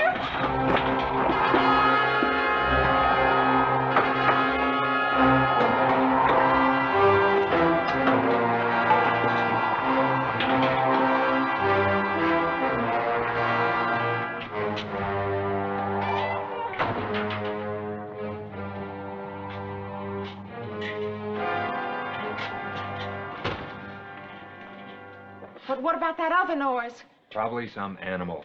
I've lived in the mountains all my life, and I never heard a coyote sound like that. Or a wolf or a mountain lion either. Why don't you go to bed? No. I'll stay right here and keep guard. Well, thank you. Good night, Miss Britton. Night.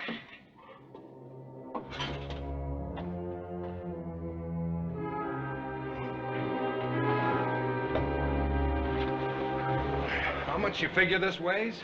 Pa figured about $25,000 worth. Kinda glad it isn't 50.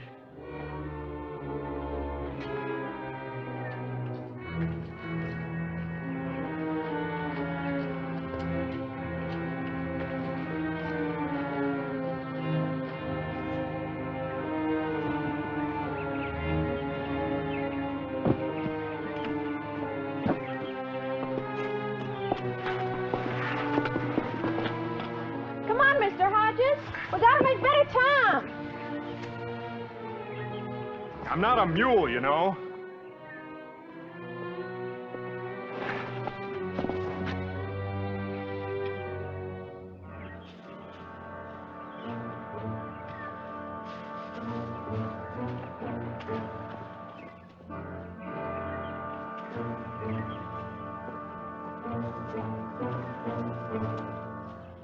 Miss Britton, let's rest here.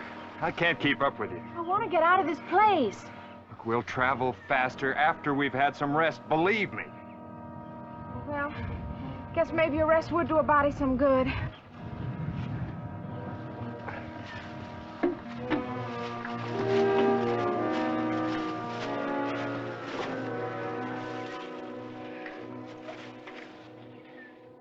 Pa learned me a little reading and writing. The rest I kind of figured out for myself. I done... Did? Did. Now I forgot what it is I done. You want some more chokeberries? Sure. You like them? Very much. They do pucker a mite, but they're nourishing. I'm sure they are. I'd prefer a rare roast beef with Yorkshire pudding. Get to town, I'll buy you dinner. What's that?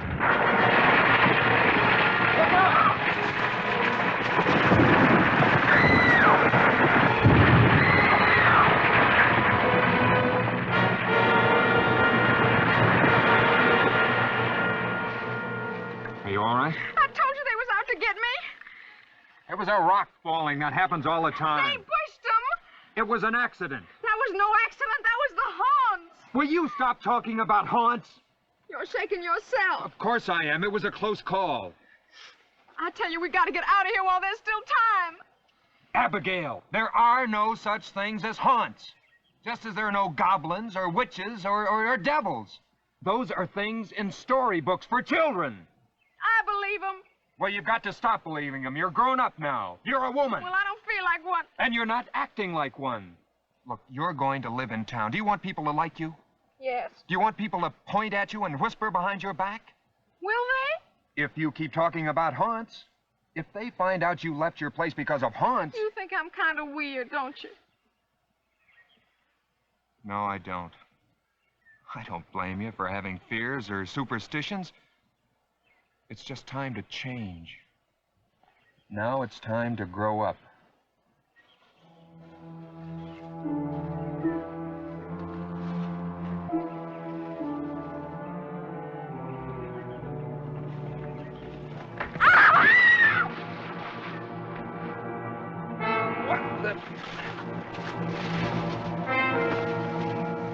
Abigail. Are you hurt? I don't know. The ground just gave way.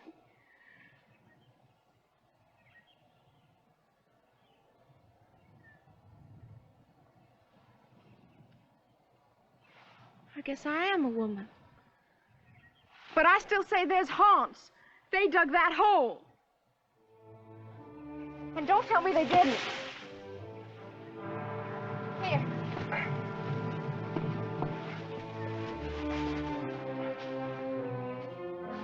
No. It was man-made. Come on, I'll lead the way from now on. No, leave that be. We can move faster without it. I carried it this far, Abigail. I'm not gonna leave it now. I don't care about the gold. All I want to do is get out of Horror Flats. I came here to do a job. I was hired to do it. I'm gonna do it.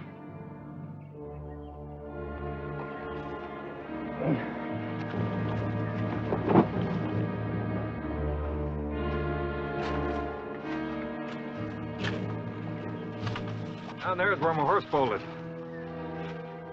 Let's find a spot and make camp for the night.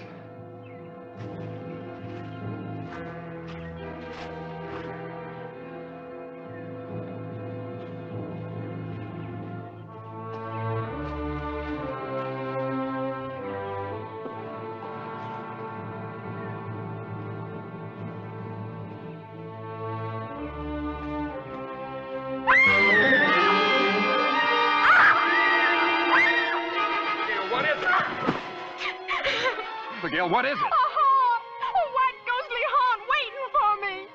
You actually saw it? Yes, and it was gone. Oh, you can talk all you want. I know you think I'm crazy, but I saw it. I saw it. You gotta believe me. I do believe you. But it wasn't a haunt.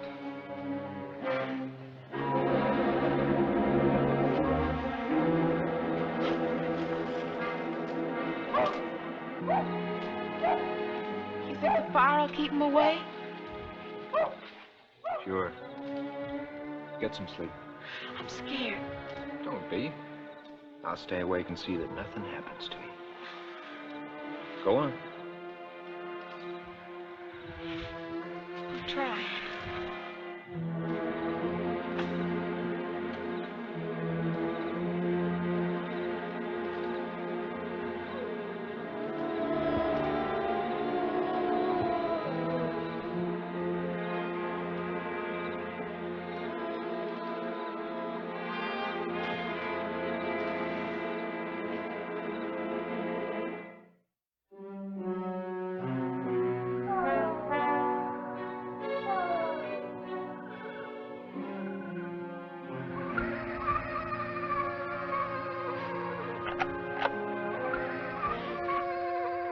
Mr. Hodges?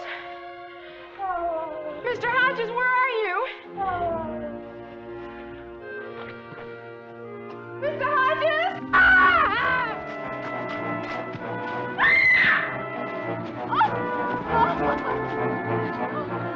Hold it! Hold it or I'll blow your head off. Leaving you out here alone might be the right bait for your haunt. But you can't kill a haunt with a gun. No? I'll show you. No, don't shoot. Abigail, pull that thing off of him.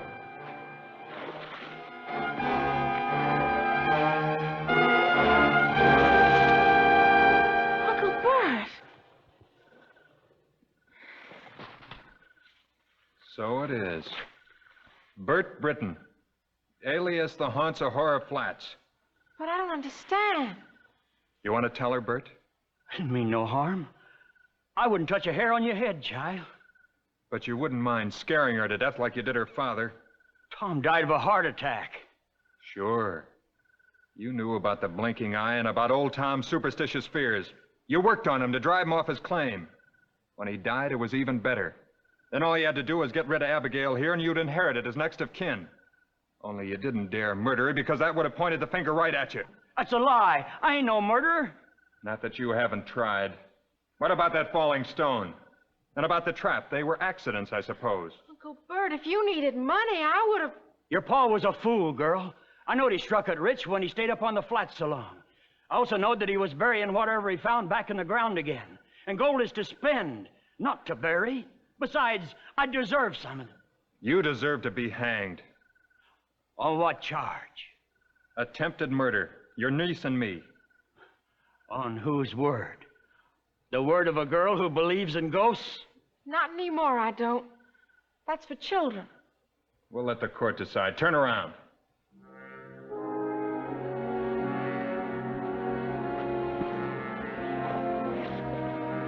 All right. Get moving.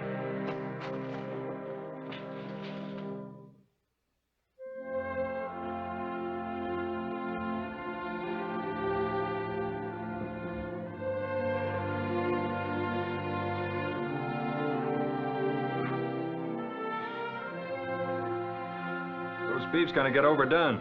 I'm right with you.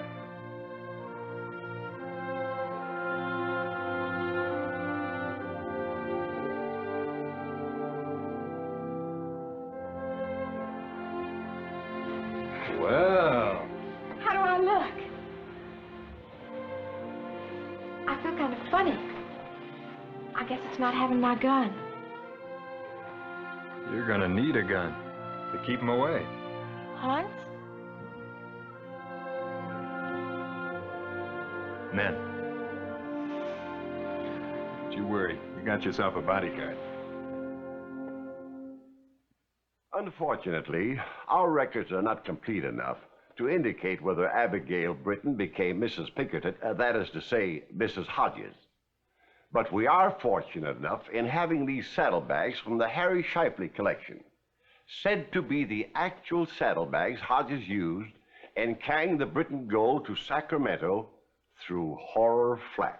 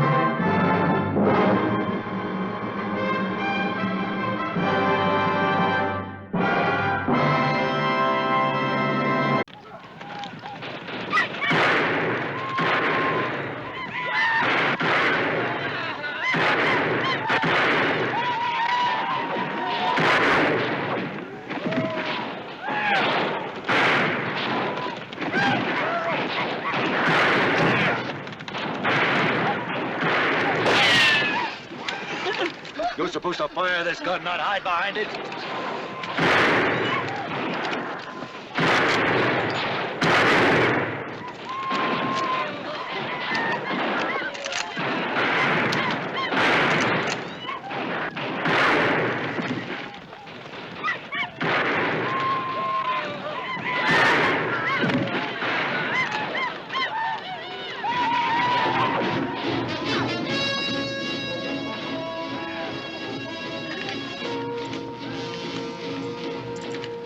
Got them on the run, Seth. It was 100 to 1, but they're turning tail. It's a miracle. Genuine Simon Pure miracle. Well, that's 2 more wagons gone. We lost 4 in the first attack. That's 6 all told. Now, if you people don't learn to use your gun, we'll never reach Salt Lake with our scalps in one piece. We're obviously in hostile territory. Why don't we take another route? Because, Miss Turner, this happens to be the only open trail to Salt Lake. But perhaps it would be wise to turn back. Mr. Otis, we've already passed the point of no return. That means we have to push on to Salt Lake. Now, 3 or 4 of us ain't enough to keep staving off these attacks. You people gotta learn to protect yourselves. Otherwise, we'll all end up as buzzard bait. When we hired you, Mr. Bremen, we understood that proper defense was inherent in the contract. Well, now, I can't figure it. How a hard-working, down-to-earth man like Ben Turner could spawn a strutting peacock is beyond me. Now, see here. Now, you see here. All of you see here. You're gonna learn how to use your gun if I have to tie your finger to the trigger, you hear me? That goes for the ladies, too. Well, Miss Turner, you're first.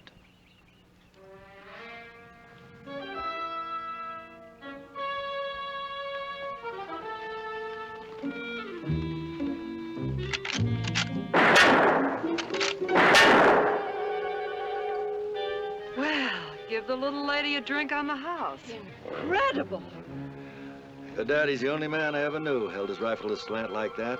Must have taught you how to shoot. Made it pay off, too. Not bad for a peacock, huh?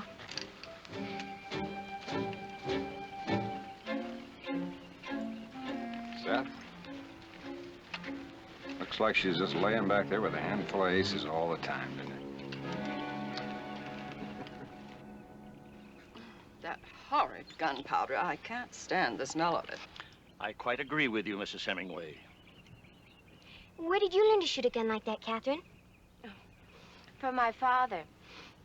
Before I settled down in Boston, he came out here prospecting and discovered a gold mine. An honest-to-goodness pioneer? One of the best. He spent 20 years out here before he got married. He taught me a great deal about the West when I was a child. In fact, I was the only girl at Miss Lucy's school who didn't ride side saddle because Daddy had taught me how to ride Western. Oh. What takes you to Salt Lake, Miss Turner? I'm to be married there. To Hampton Tillwell. Tillwell? Not the St. Louis Tillwells. The banking family? Yes. Oh, dear. How perfectly marvelous. Then you'll be Mrs. Hampton Tillwell III. Hey, Elliot Webster the first, bore the salt, please. Anyone for a hand of poker? I don't think so, Miss Dufour. Thank you anyway. Why do they allow such a riff-raff along? Well, I guess she has as much right here as anyone. Well, I understand she's one of those saloon hall persons. She's just trying to be friendly. She's actually very nice once you get to know her. Excuse me. You sure enough look like your dad. Got his eyes. Fine man, Ben Turner. One of the best friends I ever had. Saved my life once. At Apache Wells. He told me the story. The only difference is he said you saved his life. Well, that's about how I'd expect Ben to tell that story. You've got a lot to live up to, Miss Catherine. The name of Turner means something in these parts.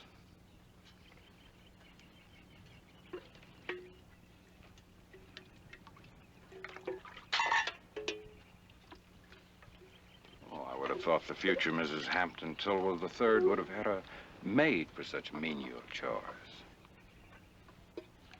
Are all professional gamblers as rude as you? No, I wouldn't say I was a professional gambler. Actually, I'm a draftsman when I do work. Poker just happens to be a lucrative sideline, that's all. Draftsman or gambler, why do you insist on being so rude? I don't know. Maybe it's because you're a little too rich for my blood.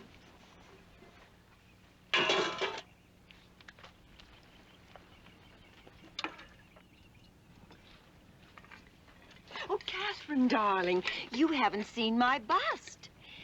Oh, Mr. Otis, do be a dear and take care of this for me.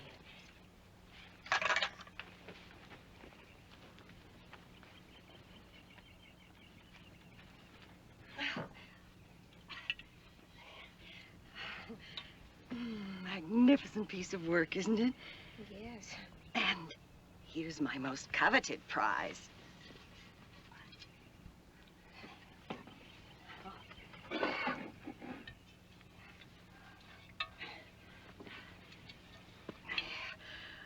This is Uncle Jonathan. Rugged individualist. Wasn't he handsome? Yes, indeed, very. Ugh, that infernal dust. It's all over him. I'll have to go and wash him off. Excuse me. Of course. She's so proud of all those things. I think it's wonderful. You think everything's wonderful, don't you, Peggy? What about you? What's in Salt Lake for you? A new life, I hope. My parents are both dead now. I've got a cousin in Salt Lake, and maybe I'll find what I'm looking for there. And what's that, Peggy? I don't know. What is it we all look for? A rainbow, maybe. Cheyenne, put it on the block. Come on, chain up. Let's make a run for it. Get a move on over here. Bring a team in this direction.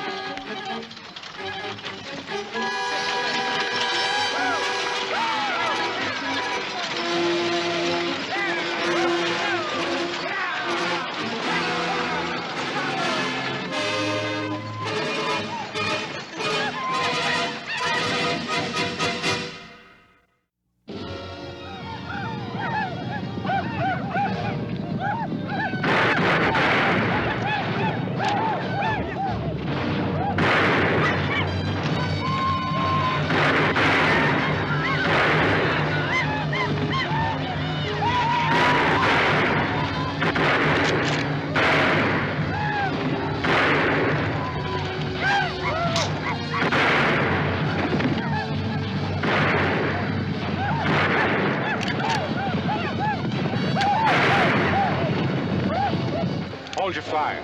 Hold it. They're out of range.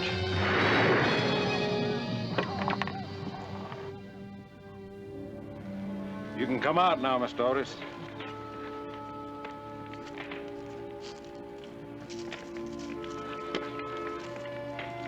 Hey, you're pretty mean with that rifle. For a woman. You're not bad yourself for a draftsman. It's Seth Brennan. I think he's dying.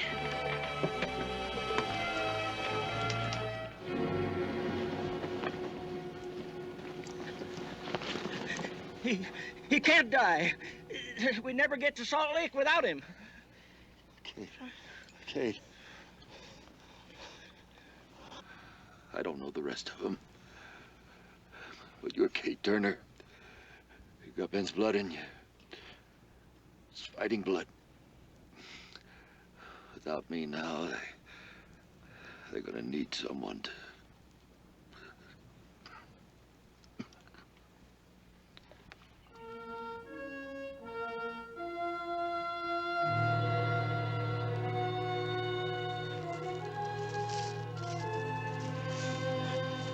We'll never make it to Salt Lake without a wagon master to lead us.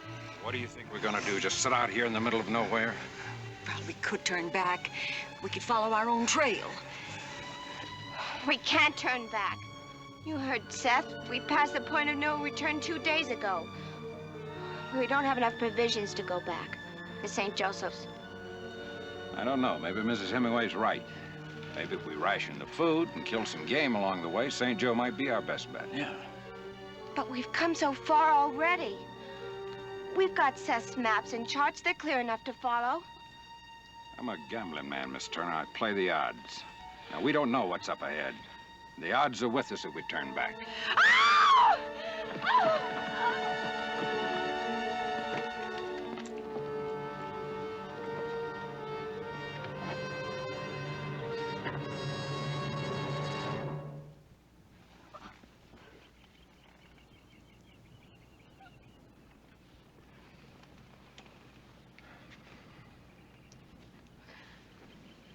She'll never find it now.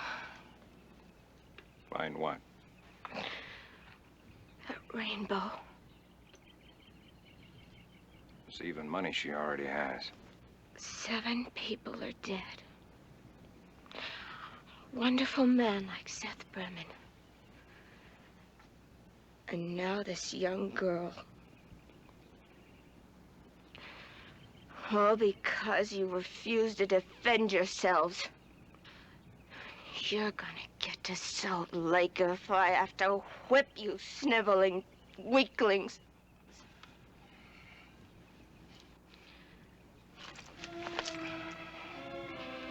And if those Indians attack again and you don't use your guns, I'm gonna shoot you myself. Is that clear? You heard the little lady. Any questions? We've got 3 hours before dark. We can make another 10 miles. Hitch up. We're pulling out. Well? Pick up the cards, lady. Looks like you're dealing.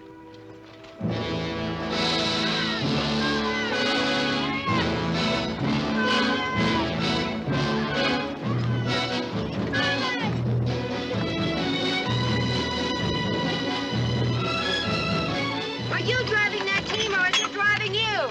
Well, Miss Turner, I... Don't waltz with him! Drive him! Good. Oh, get on. Get up there.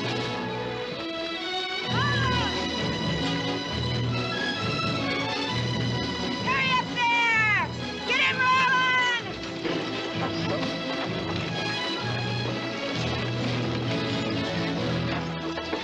Thomas, you're too slow! We gotta hurry!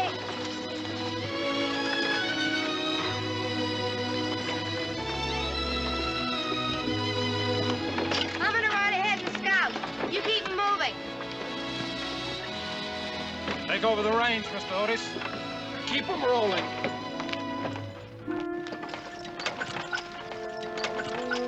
Where?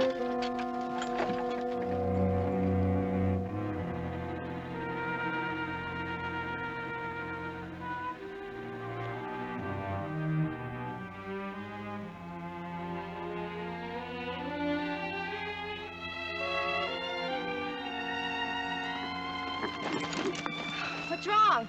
Nothing. Just thought I'd ride along with your ways.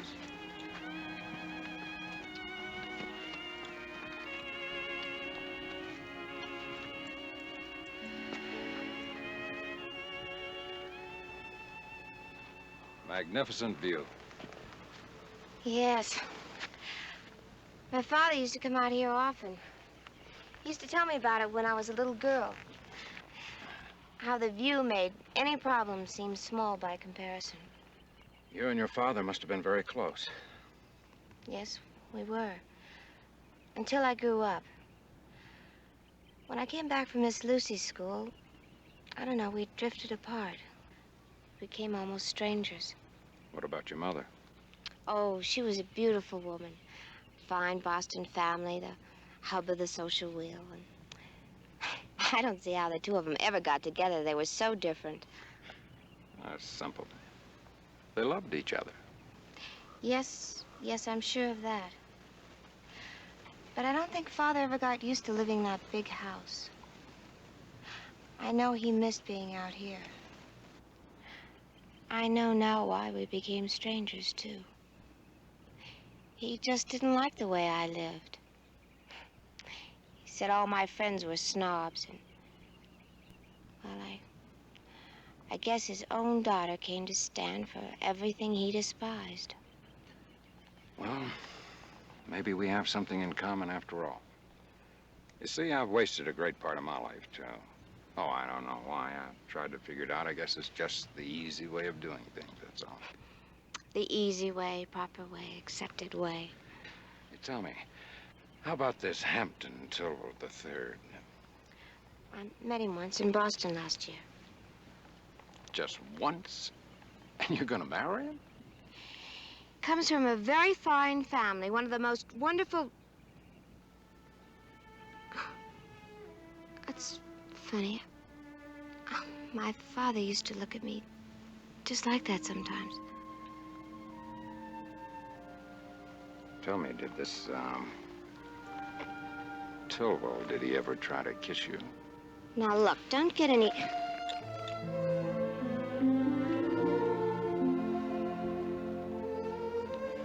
I thought I was too rich for your blood. You're an, acquired taste. Tell me, how can you kiss me like that and marry somebody else? My father taught me at least one thing. A deal is a deal.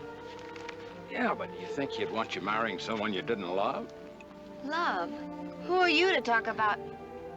Elliot, look! Come on!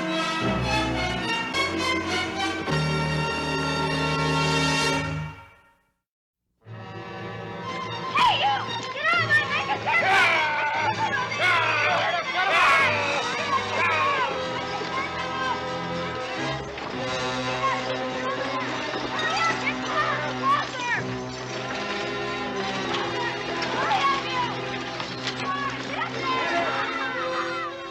Now take your flying positions, and remember, it's your own lives you're protecting.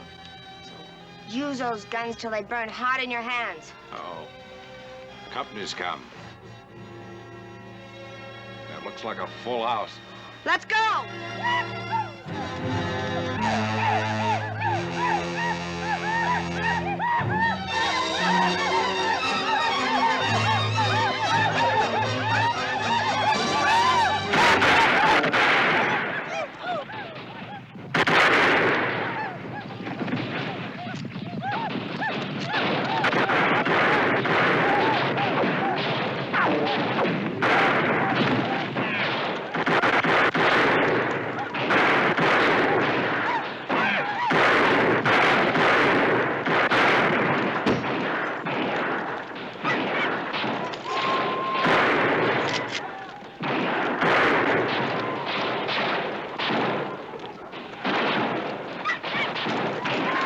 Shoot, Mrs. Hemingway. Use that rifle.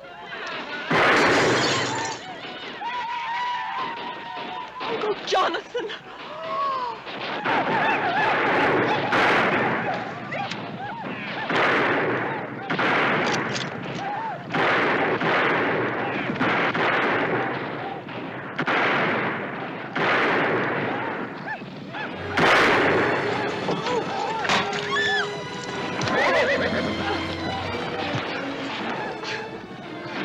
You all right? I'll tell you later.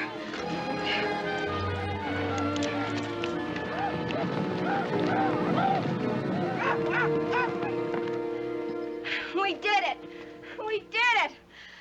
Oh, we'll make it to Salt Lake now. I know we will. As Ben Turner would have said, you're real gutty people. Boy, I'm proud of all of you.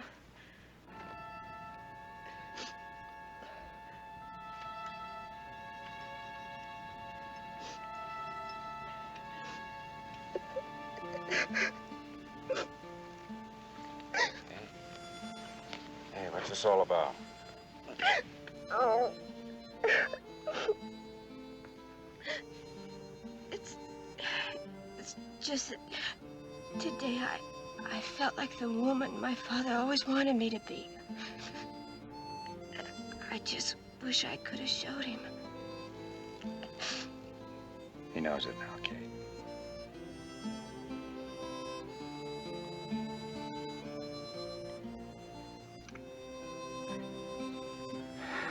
Say, if you change your mind, I mean about this Tilwell fellow, would you give me a chance? The marriage is all set. If something should go wrong, is it a deal? Sure.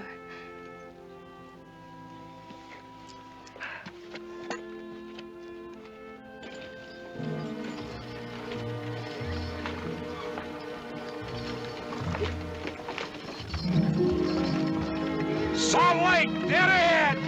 We made it! We made it! Hey, there's There's a buckboard headed this way. Oh, no, it must be Hampton. Oh, and look at me, I'm a mess. You're beautiful.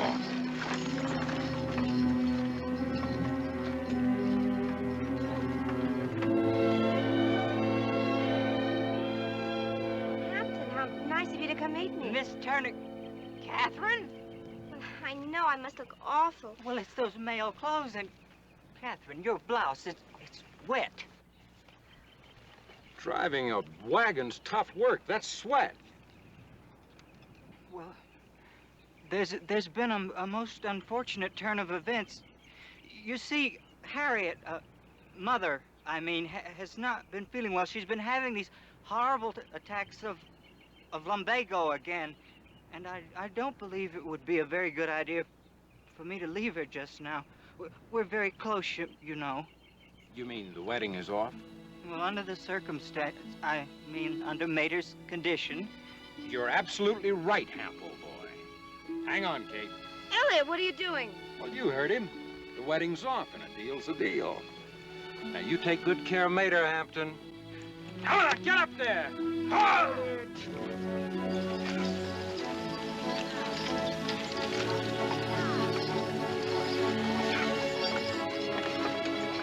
You know, you're something of a bull.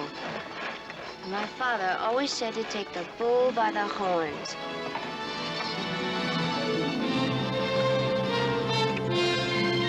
Now it's your deal. Hold the reins. Dealer's choice.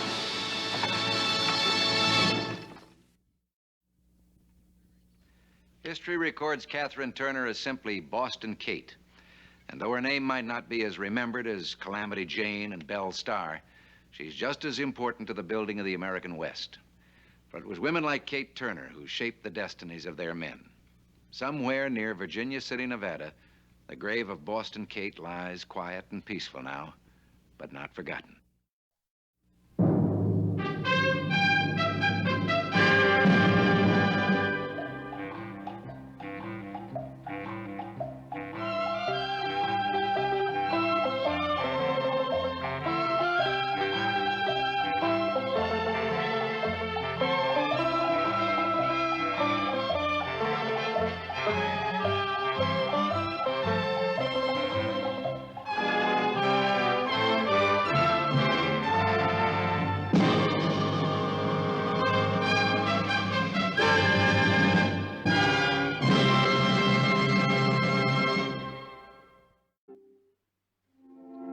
We all like stories of the pioneer days along the trail, and especially about that special breed of men, the stagecoach drivers, who rode through all kinds of danger and took it as part of their daily life.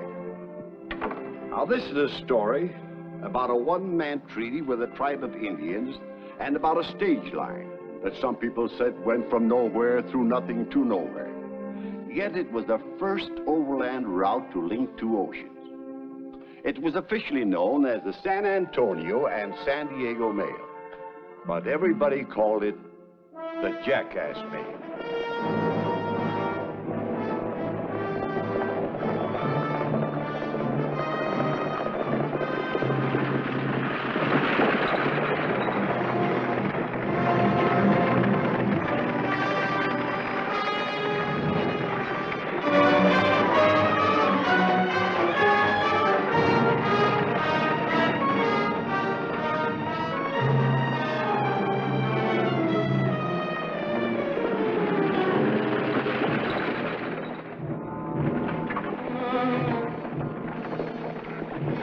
Well, the westbound's almost 10 minutes early. Silence!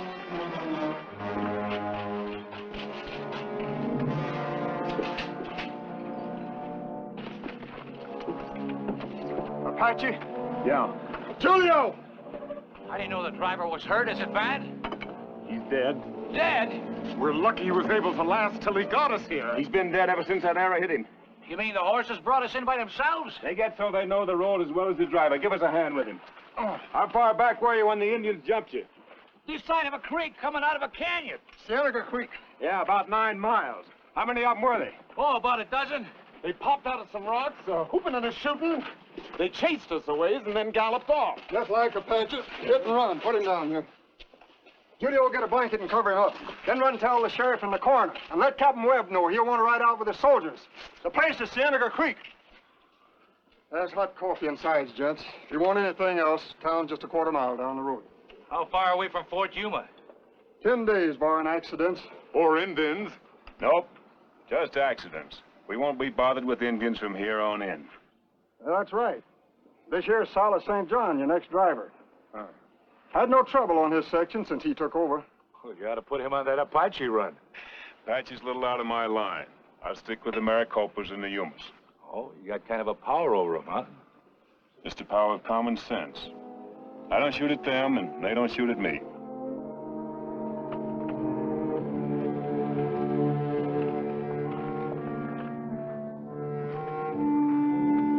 Well, I was just fixing to start looking for you gents. White mules, you want on horses? Yeah, we're heading into desert country. In the sand, a mule can outrun even an Indian pony. That's why they call us the Jackass Mail. All aboard. Just a minute. I see you men have added some hardware to your get-ups. Yeah.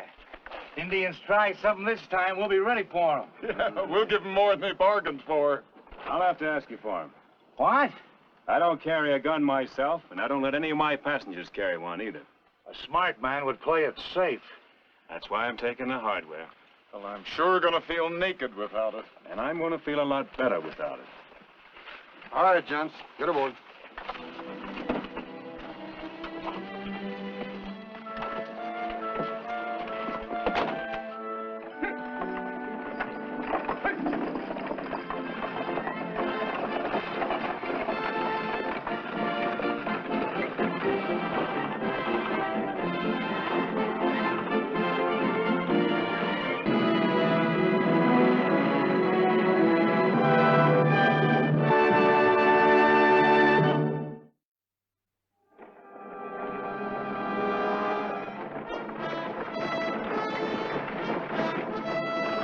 Indians!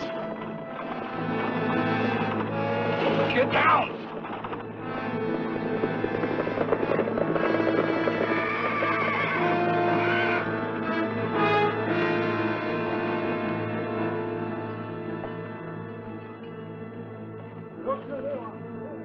What's going on? I'm scared to look. Harry Copper Wells. These are Maricopas. They won't bother you. I brought presents for my friends. Some food. Oil. Mirror. Comb. You, bring him things like this every trip? Every time I can afford it.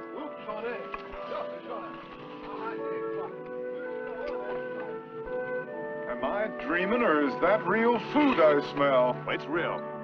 The women fix supper for us every time we get here. Well, after the stuff I was eating last month, I've almost forgotten what real eating food tastes like. Well, get over there and grab yourself a plate and see what it tastes like. I'll be with you as soon as I can get the mules one.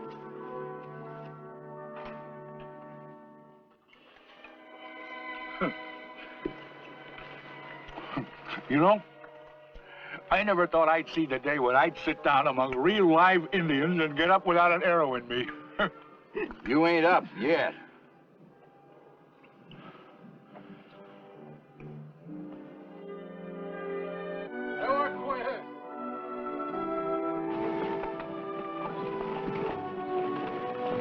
Where they going now?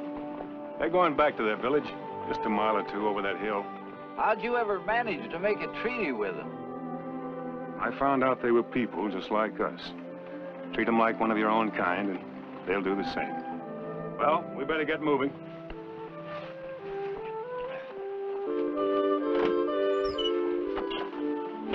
What's our next stop? Gila Crossing. We'll be there in time for breakfast. You gonna have some more of your Indian friends fix it for us? Nah, afraid not. We won't see any more Indians for a while. Mister.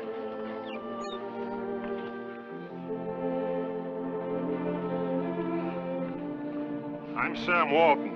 This is my wife, Lita. We'd sure be obliged if you could take on a couple of more passengers. You folks live around here? No, sir, we sure don't. We're heading west to Homestead. I don't want a homestead. I just want to go back home. No, honey, everything's gonna be all right now. Everything's just gonna be fine. Not knowing too much about this country, we managed to get ourselves lost in the desert. But it was awful. You better come inside, ma'am, and rest yourself. Thank you.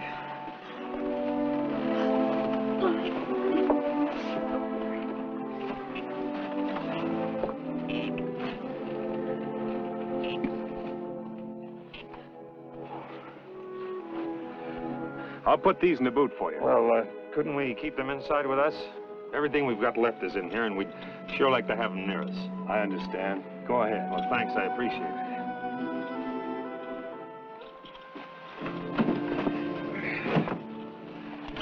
There's one thing more. I see you carrying a gun. It's not against the law, is it? Nope. But I have my own private law here on the Jackass Mail. Nobody carries a gun. It's a deal he made with the Indians. And it works, mister. We have seen it work. Oh, I hope you're right. You'll get it back at Yuma.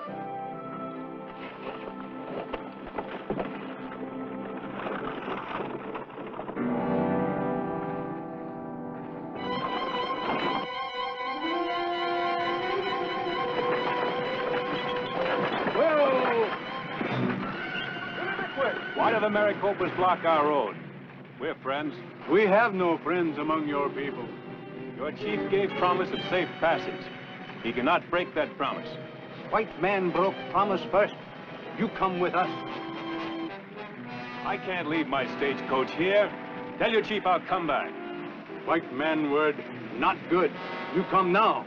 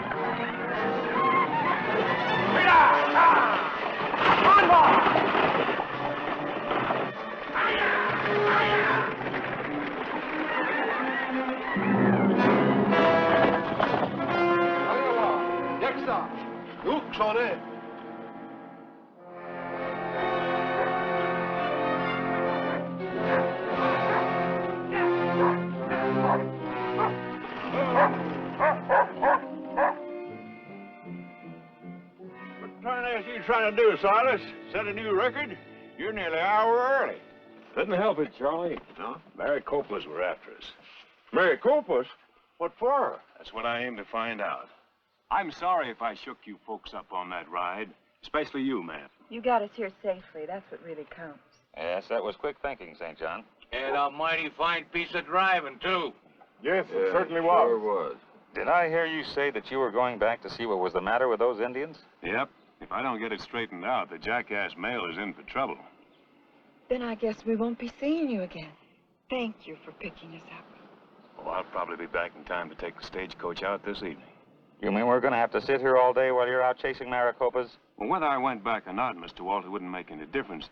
You see, here on the desert, we hold up during the hot hours and travel when it's cool. A cooler. All right, folks.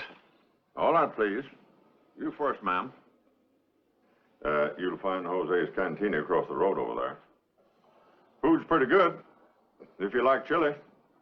You know, I think them Mexicans have got the right idea. Get yourself hot enough on the inside, and you won't notice how hot it is on the outside. Say, that thing's heavy. You must be carrying rocks in your socks.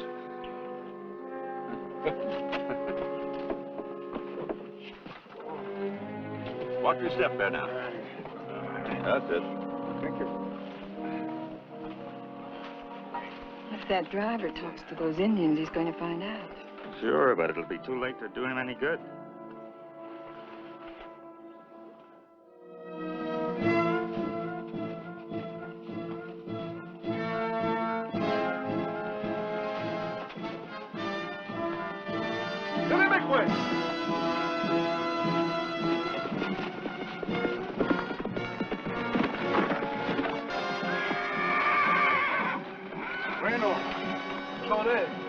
Scholle.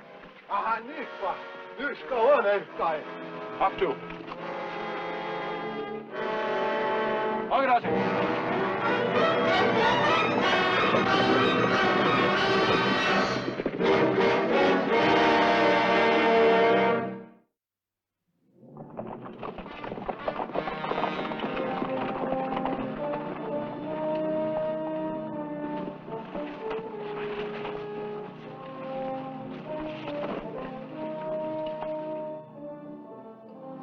I told your braves I would return. I kept my word. Why am I treated like this? Dragged before the great chief of the Maricopas like a lamb tied for the sacrifice. If their treatment is rough, it is because their hearts are bitter. Now, It is to find the reason for that bitterness that I've come. Tell me, so that I might right the wrong and once again boast that the mighty Maricopas are my friends. it concerns a white man and a woman who came to us out of the desert heat, pretending sickness and planning evil. The man told us their horses had run away, and we took them into our village and gave them shelter and care. Last night, they slipped away into the darkness, and we discovered they had robbed the graves of our sacred burial ground of many gold and silver treasures. You have reason to be angry. I'll not rest until that treasure's returned to you. If the treasure and those who stole it are brought here before the moon becomes full, we will again be at peace with our white brothers. Until then, no Maricopa will lift a hand in violence. The treasure you will have, but the thieves must be punished according to white man's justice. That's a law I must obey. You will give your word that they will be punished? I give my word. It shall be as you say.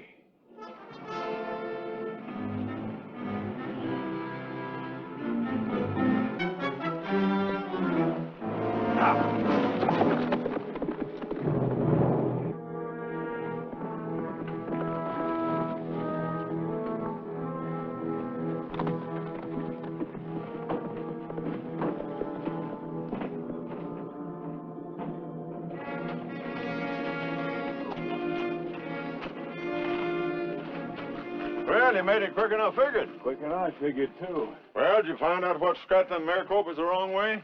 I sure did.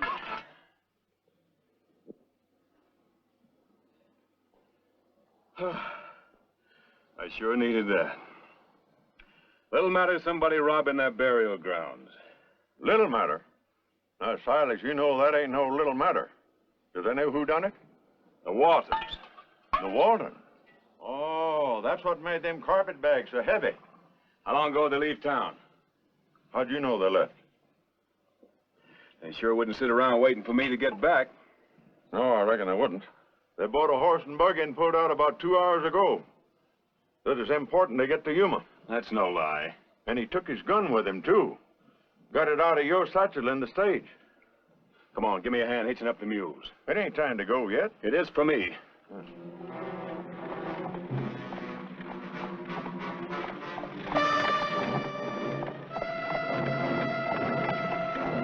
Oh, it sun's like fire. Yeah. Give me another drink of that water.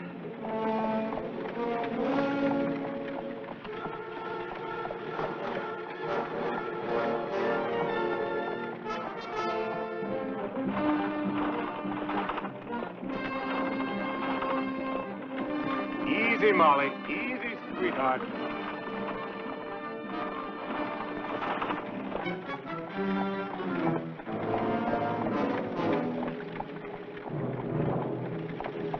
Bandana dries out almost before I can get it to my face. Can't we pull over into the shade? What shade?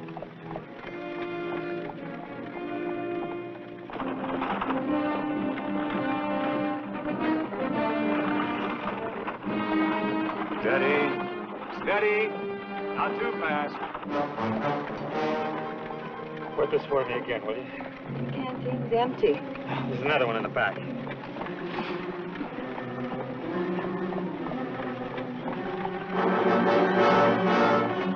Sam!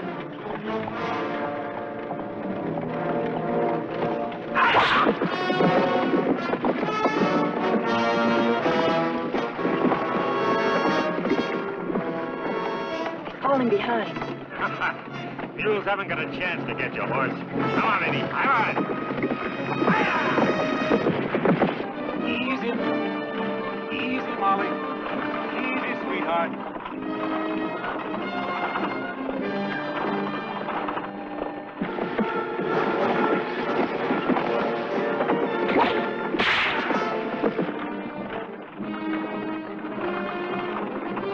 Steady, girl.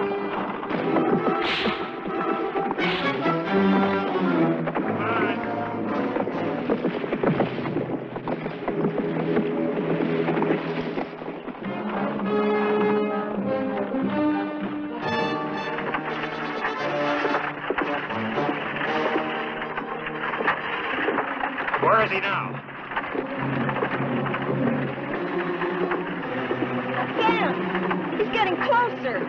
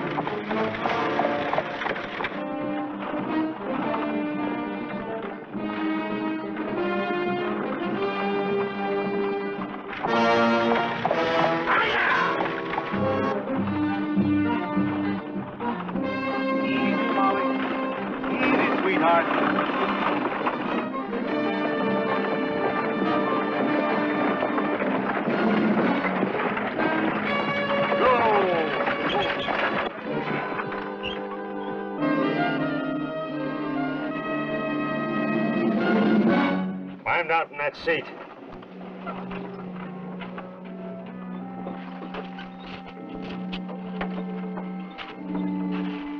If he moves, shoot him.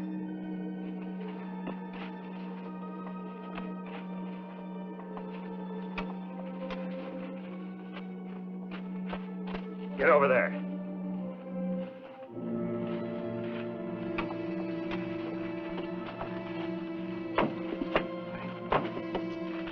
Get in.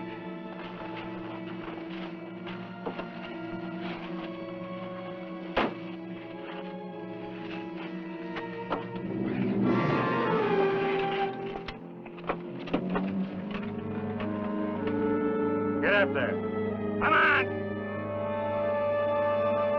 Get up there! Come on, get going! Get up there! Hiya! Get up there! Hiya! Hiya! Come on! Get up there! Hey! Come on, get up there! You're just wasting your breath. I've got them trained so they won't work for anybody they don't know. You have, huh?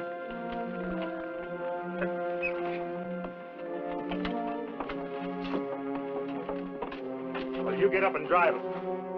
Back to Gila Crossing. To Yuma. No.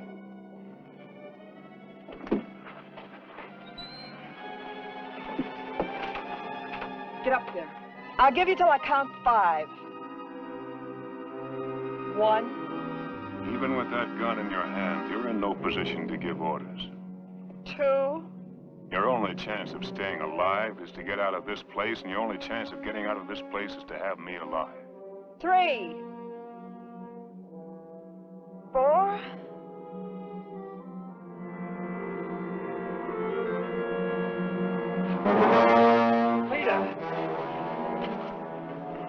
All right, St. John, you win.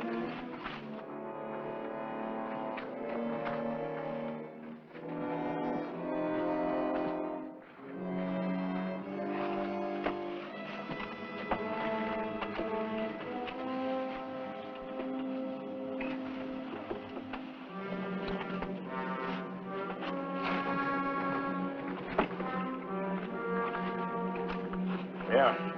Douse her with water from head to foot and keep her doused.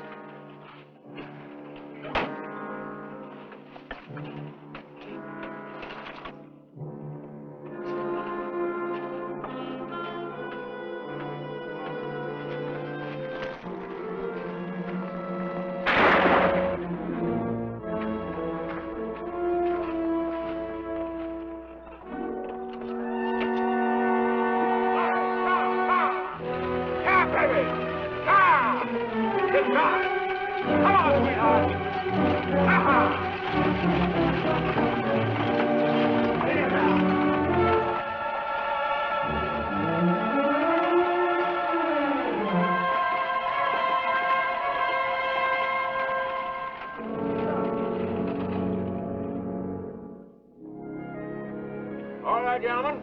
All aboard. All aboard.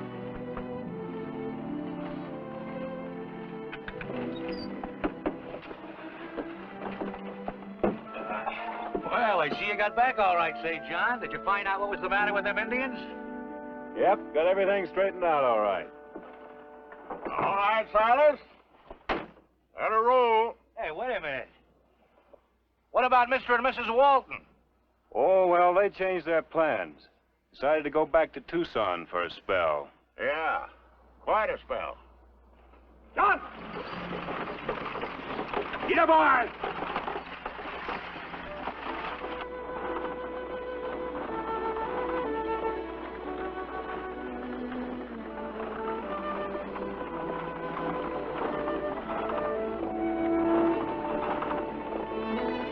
Yes, sir, you can't beat it. Don't have to worry about Indians, a good man on the box, 4 fast mules. Yes, sir, this is the way to travel.